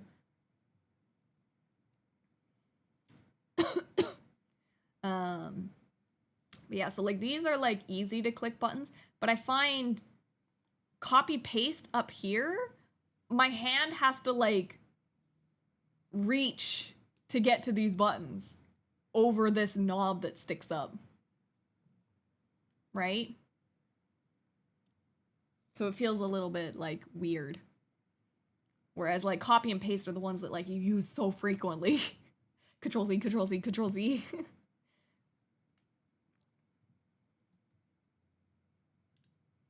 But yeah, I'll think on it. We're getting somewhere. I copy paste a decent amount because a lot of the time I copy paste when I draw on the wrong layer is what happens. I'll like draw like the hair on the body layer or something like that, and then I go, dang nabbit, and then I press right now, I press M on my keyboard to switch to my lasso tool, then I have to lasso the area, and then copy, paste the layer, bring it to the right layer, and then Control E to like push it down into the right layer. So I do use, yeah, the Control E and the copy and paste for that a lot. It gets used more than I would like to admit. But yeah, maybe I could just add airbrush in, and then I could make that one Control E. That could work too, because Control E I use a lot.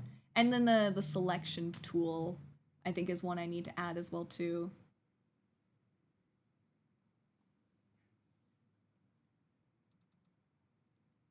Yeah, Control E is merge selected. So what Control E does is, here, we'll just remove Kayn for demonstration purposes.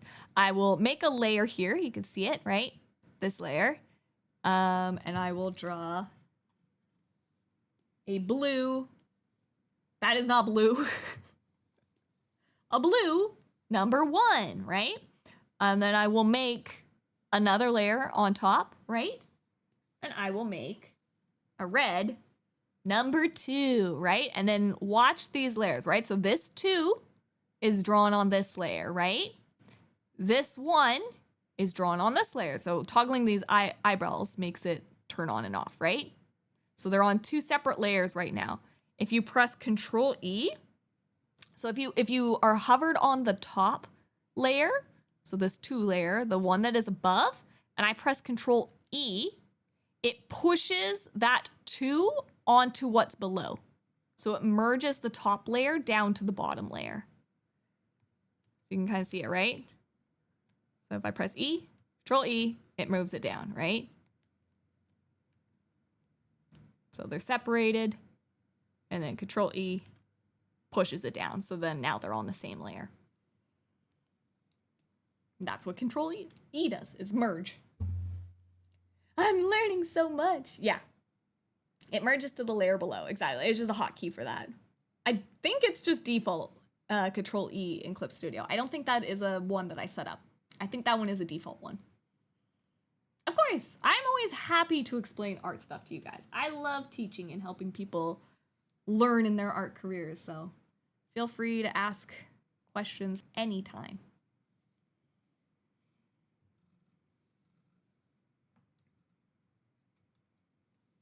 That's what yours has been since the start too? Perfect. Yeah, it's a good one. Definitely add it to your hotkeys list.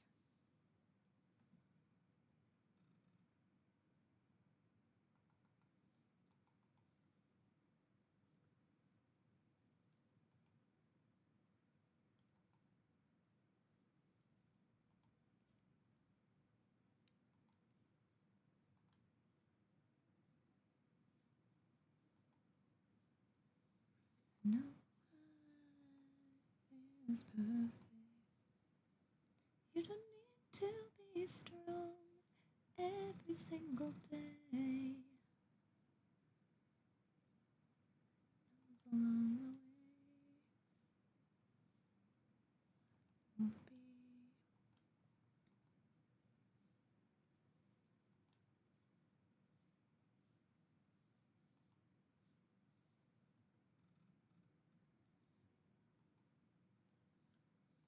I need a canvas flip as well. Does anybody know what the Tourbox canvas flip default is for Clip Studio? Oh, also, like Tourbox, like I said, for Tourbox, they have profiles made up for different programs as well. So you can use it for Clip Studio Paint, you can use it for Paint Tool SI, you can use it for DaVinci Resolve, Photoshop, After Effects. Like they have a whole bunch of programs that have default keys already set up so that it's just like plug and play essentially for whatever program you want. Yeah, DaVinci. Like a lot of people use these Tourboxes for video editing. Mm-hmm.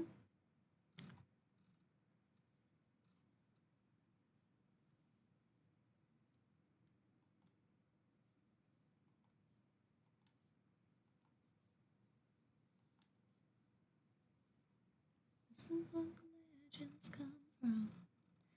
Really what a hero looks like. Pretty little flower, won't you sit back down and go play nice? Keep laughing, one day you'll see it.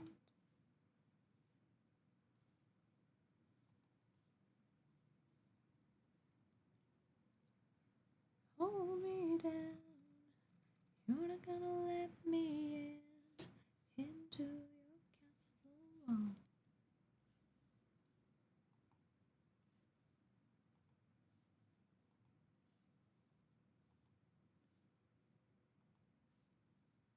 My oh my, look at who ends up bigger this time.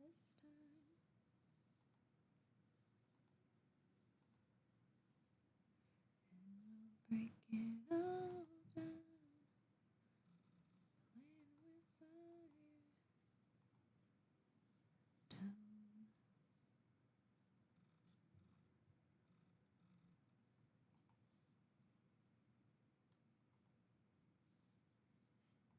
Does your box at least work well? It works good. I love it. I do really, really like it. Like I said, I'd feel really slow and clunky with it right now, but I can see the value in learning it and using it for sure. Like I do find I'm not like running my hand over the screen like back and forth and interrupting kind of that like flow state. It definitely keeps you more like just drawing, which is like what you want, right? And I find it so much easier to like rotate the canvas and stuff. And that's why I was like, oh man, like I need that canvas flip on there too, because I feel like I'd be flipping it so much more because it's just easier to do, right?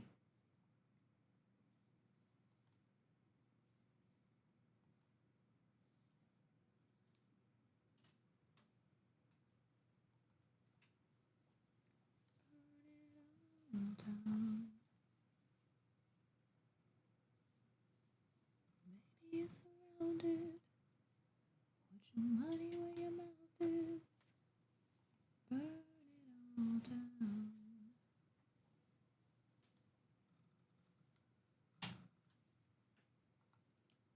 Step over the ashes. Don't know if I could justify buying a Tourbox at my current skill levels. Yes, it is pricey. I even was like, oh, that's a steep price. um, and I was worried about it. But I had so many artist friends that used it and really recommended it.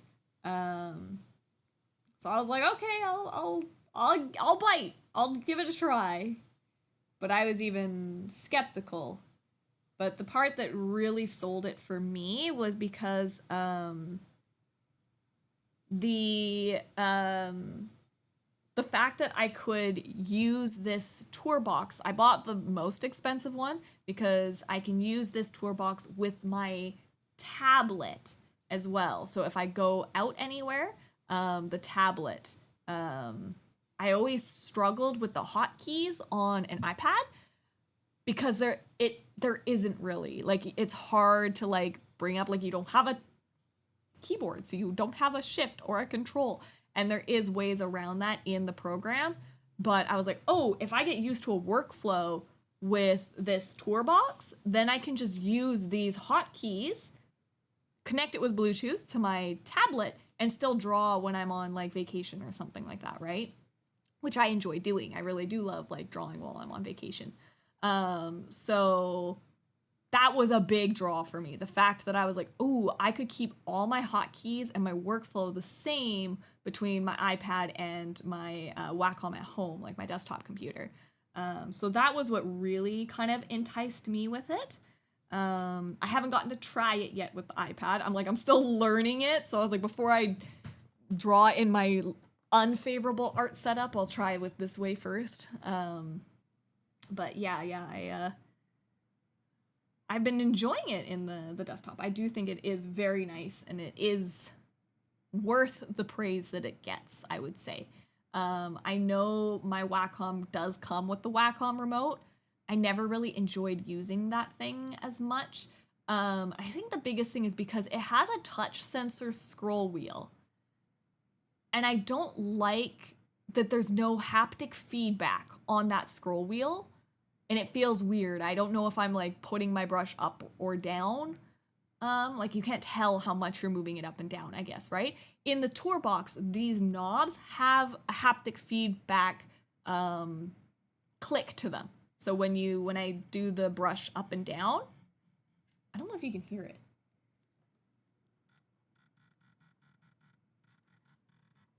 I don't think you guys can hear it, but it makes like a little like clicky, and it almost like it feels like it like vibrates, like it's got that haptic touch to it. And if you don't like that, you can turn it off on the toolbox, but I'm like, heck no, that's staying on. It feels amazing. It feels so good to have that haptic feedback when you know you're like clicking up and down or like zooming in and out or rotating. It's really good.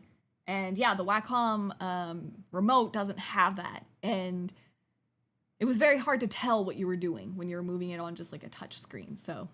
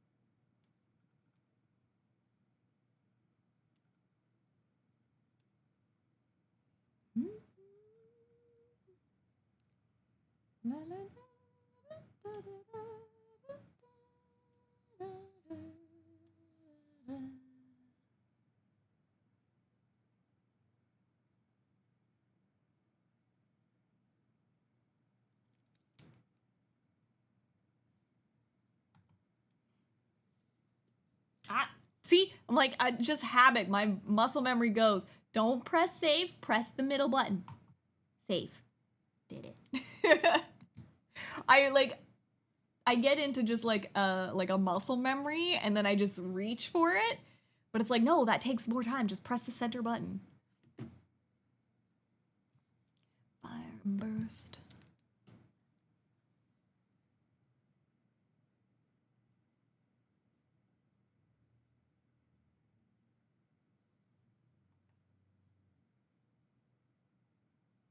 Now I shine. Try, but they won't.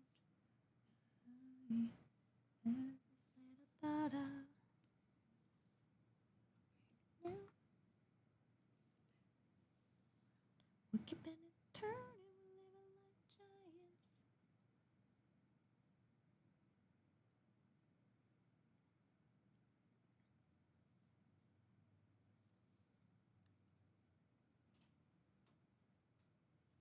Should do a little bit here. I'm like, you can't hang with that.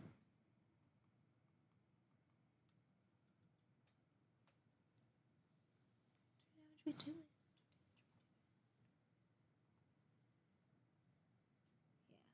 Yeah, I think having a dark piece here will look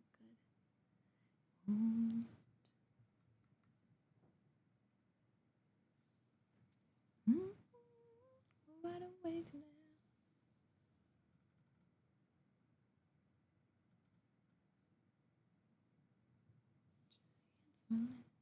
Giants.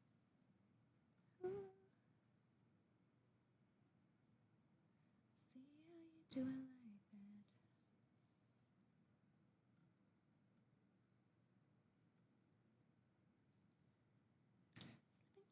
Sleeping giants. Oh, shadow in time. I might just leave you behind.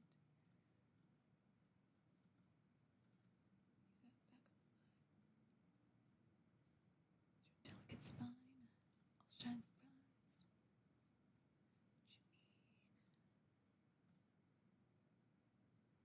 What you mean? Big as my self-esteem.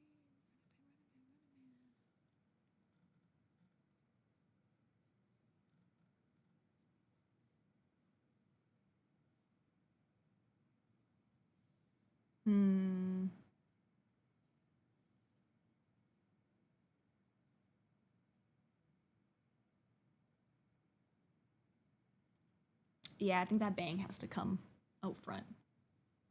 For sure.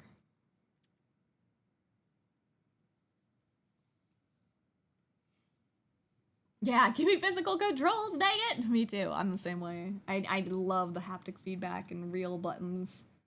It just feels good, you know? I'm the same way. Stick to my shortcut keys on my tablet and keyboard. Once I'm used to what I'm using now, if I try something new, then go back because it didn't work or it just destroys my muscle memory. Yes.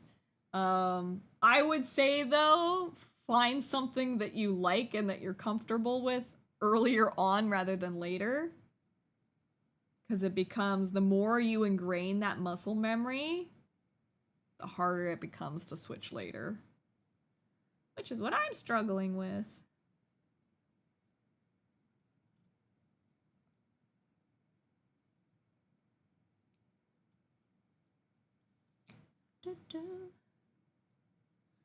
Oh. And then it's like, oh, it just feels like it just kills my productivity.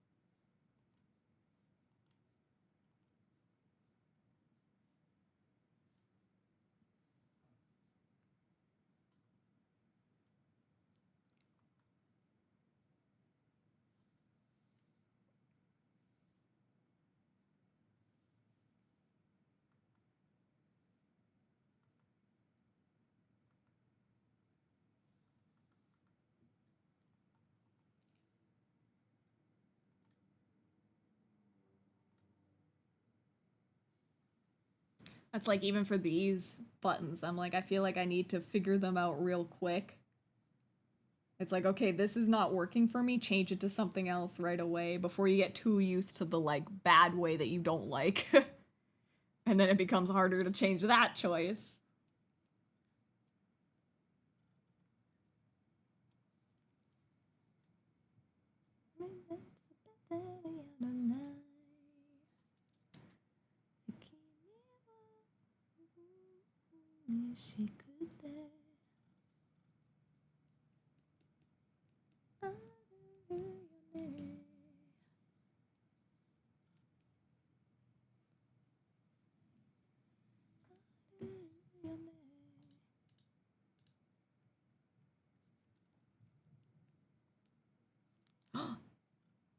Toast has got the zoomies.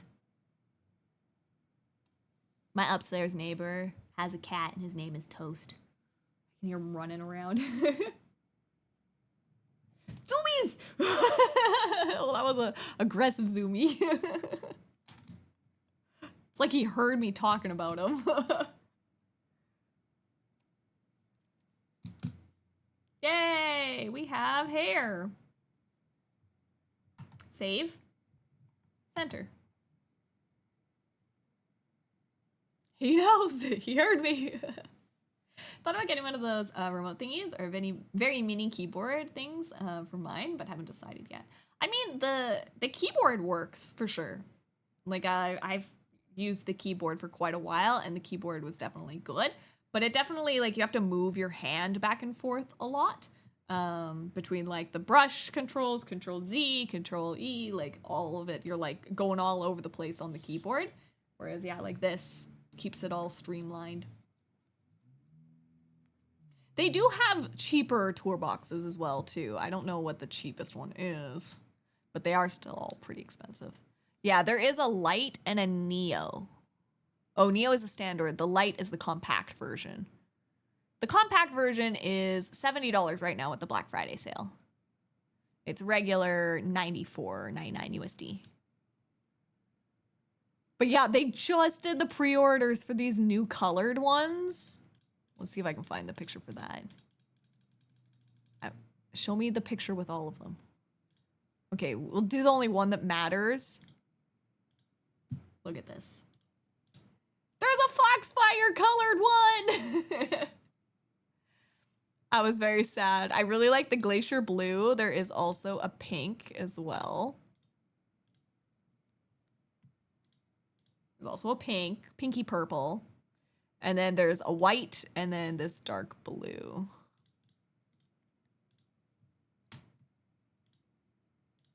Dark blue. And then I guess the white too. Yeah. But I was like, white is like, whatever. It's fine. Mine is like kind of clear and black. Fine. But I like this one. And this one. So pretty.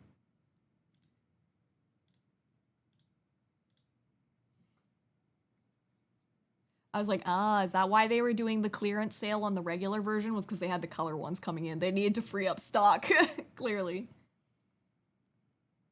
There is no cat. What do you mean cat? Exactly. We're not allowed having cats in our apartment, but my upstairs neighbor have a cat. And I brought it up to them and they're like, definitely don't have a cat. And I'm like, don't worry. I'm not going to turn you in. I love cats. And it makes me happy hearing the Toast and Zoomies. And so that's what they told me the cat's name. Is Toast. And I'm like, that is so cute. I love that. I want to name my cat Toast. I think that was the cutest name ever. Like a nice Siamese cat and you name him Toast. And you get burnt toast.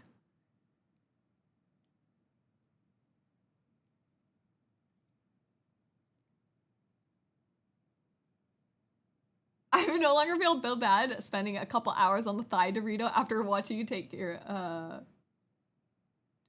watching the care you take with yours. Thank you. I am very slow. I am very slow, but I don't know. I am very meticulous on my line art. I should care less. But I'm very slow in my art process. But I'm like, you know what? It's fine. It gets done the way I want it. You know? Super fast from my point of view. It all just comes with time. I feel like I nitpick on details a little bit too much still, too. Because, like, again, this is just, like, sketching. I'm going to use this as my line art layer. So I guess, things are getting better there. Hair lines. Hair block.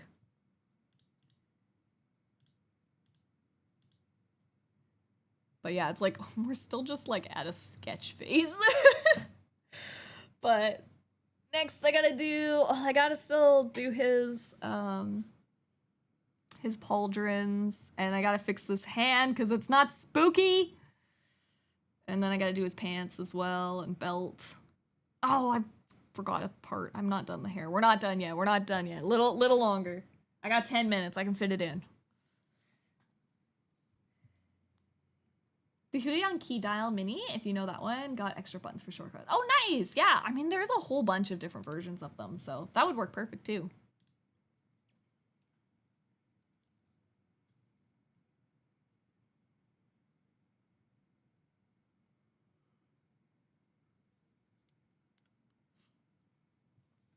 We don't distract you.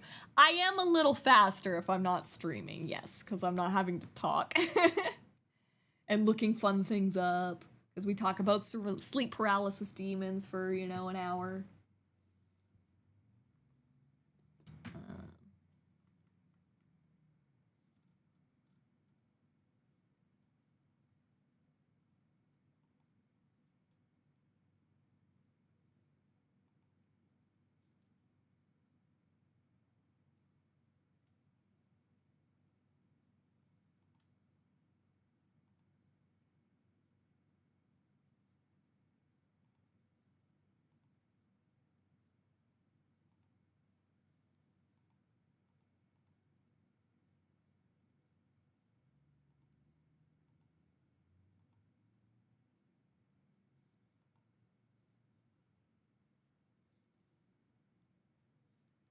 Tell me why.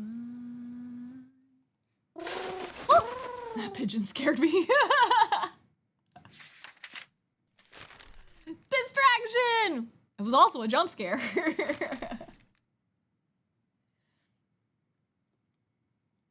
10-minute distraction. No, I will not cave. I will not fold. I must stand strong.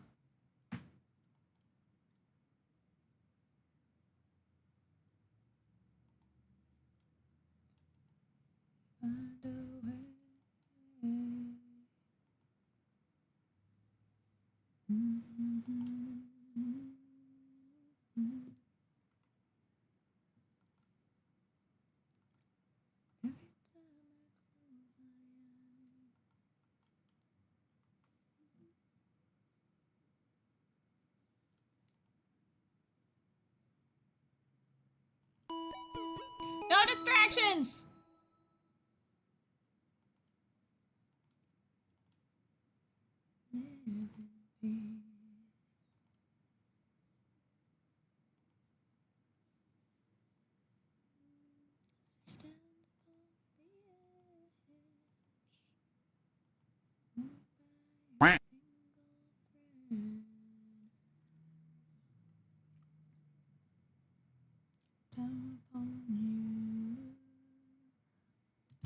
That was a healthy distraction. All right, save. And a hydration.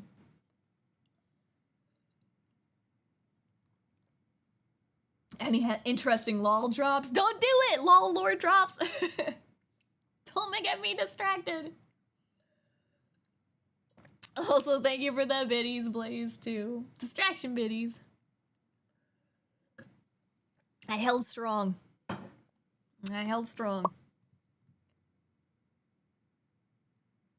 It's looking good. It's looking good. We got the hair done today, which is a big one. Hair is always a big...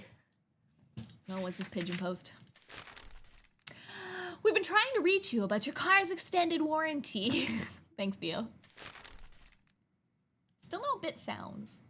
Was there no bit sounds? Did we have bit sounds before? Did we have bit sounds before? We did? I don't remember. There was before? Okay, I can ask Pichu about that. I don't remember. There was a chime sound. Oh. I'll have to look that up. Maybe it's in my... Maybe I did it in... What is it called? StreamerBot. I don't remember. I don't remember if that was a chicken thing or a StreamerBot thing then.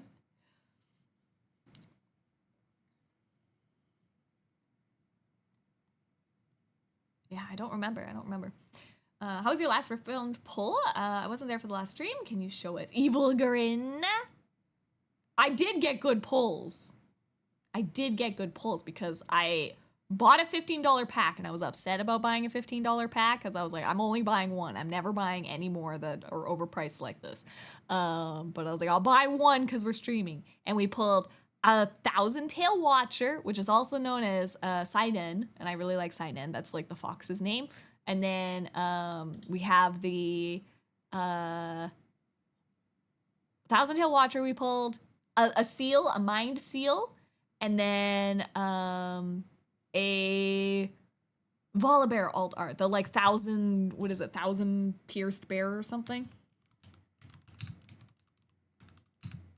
Bear volley. I don't know what it's called. What's it called? 1,000 pierced bear. It is 1,000 pierced bear. We got a Thousand Tail Watcher and a 1,000 pierced bear. Is Spotify having a fit there? Probably. Did it do weird? Did it do weird things?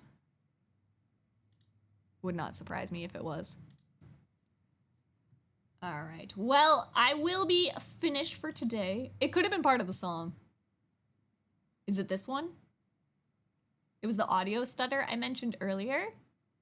Is it still happening? Is it still happening now? Or is it just Spotify?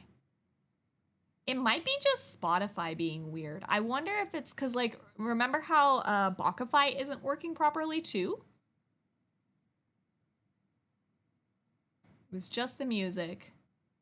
It always happens in the same place.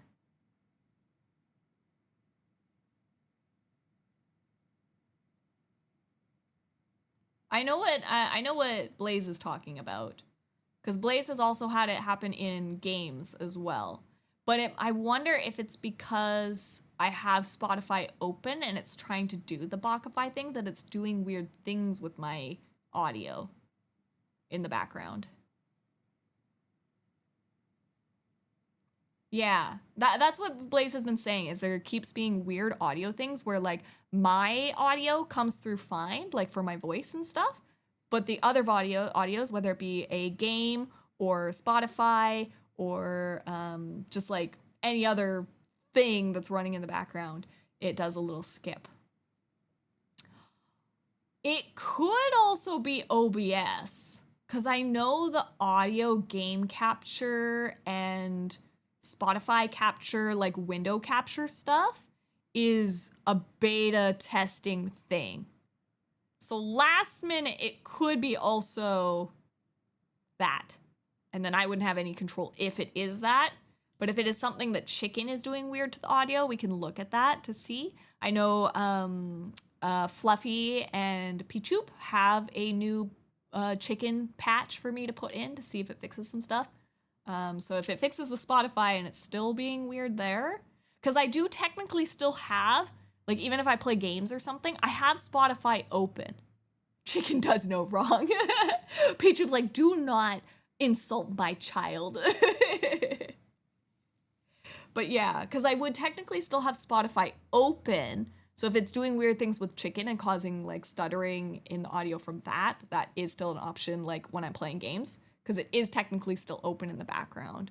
So we could try fixing the Bockify and then listen for it to see if it still comes up. If it does still come up, it might be like something weird with the OBS like audio capture thing being like a beta tool right now. Like it might be just kind of buggy maybe. I'm not sure yet.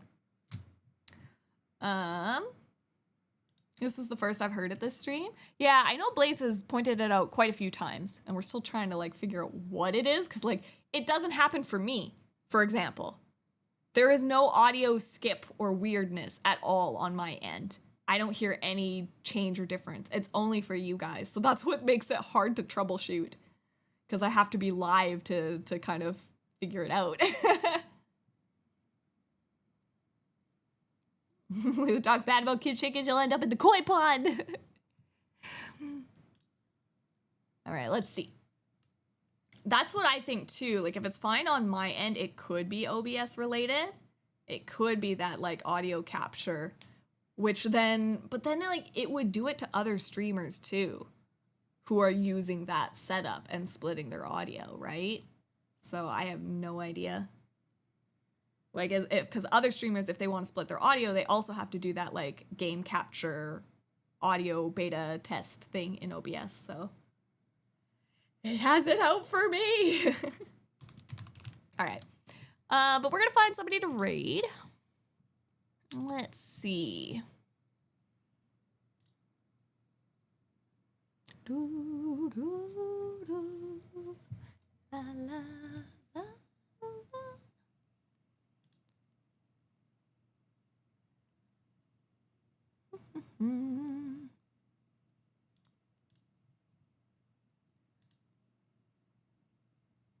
Let's see.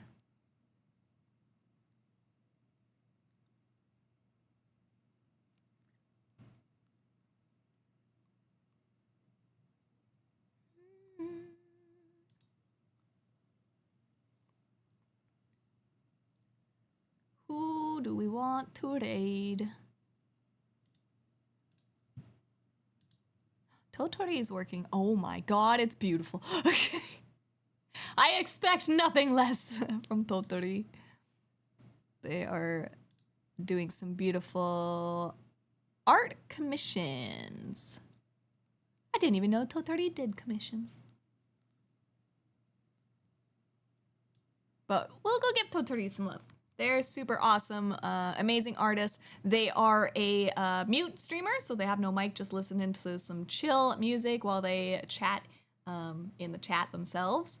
But yeah, they are amazing artists. They do such beautiful artwork, so we'll go give them some love. Hi, Lily. Bye, Lily. Hello, Hamp. Bye-bye, Hamp. Yeah, thanks for the chill stream. Thanks for being here. Yeah, I appreciate it. Also a nya nya for Blaze, and of course a Kayn as well. I've been snoozing the ads. I really gotta go now. Don't know when next stream is going to be. Probably sometime early next week. Maybe a Tuesday or Wednesday. I'll keep drawing or something. Or maybe I'll be like, no, I want to keep working on Kayn tomorrow. I don't know. It's just kind of like whenever I get in the mood to draw, I'll sit down and throw on the stream as well. And we'll keep working on this. But yeah, I think that's pretty much everything. If you do want to go when I go live next, of course, Discord is going to be the best place to find me. So jump on into the Discord, sign up for roll pings, and you'll get like a little bing once I go live from the chicken bot. Or just go in there, show me your Uma Musumes, because maybe we're going to make an Uma Musume channel. I don't know. But there's that. And of course, my socials as well. I will ping there. You can find them all. YouTube, Twitter, Blue Sky, all those things. Go give a follow. And yeah, let's give Totori. Oh, raid message. Sorry, raid message. We'll do an art raid. Maybe with the scribbles. Art raiders. We'll do art raiders. Ooh, or if people don't have my emotes, we'll use a paint palette. Art raiders. Copy and paste that. So yeah, both there if you have my emotes or if you do not have my emotes. You're covered either way. And yeah, wish me luck in this little mini tournament tonight. Otherwise, I'll let you know how it goes. We can open sub packs. Maybe tomorrow morning we're opening packs. Maybe that's actually what we're streaming tomorrow. Because if I win anything, I'm definitely going to want to open them in the morning. But yes, I hope you have a good morning, afternoon, evening, whatever time zone it is for you, Foxfires. I hope it's a good one. Lily, you didn't start the raid. Totori. I hope it's a good one. If you are off to bed, sweet dreams. Otherwise, let's go give Totori, an amazing artist, some good old Foxfire 11. All right. Bye-bye, Foxfires.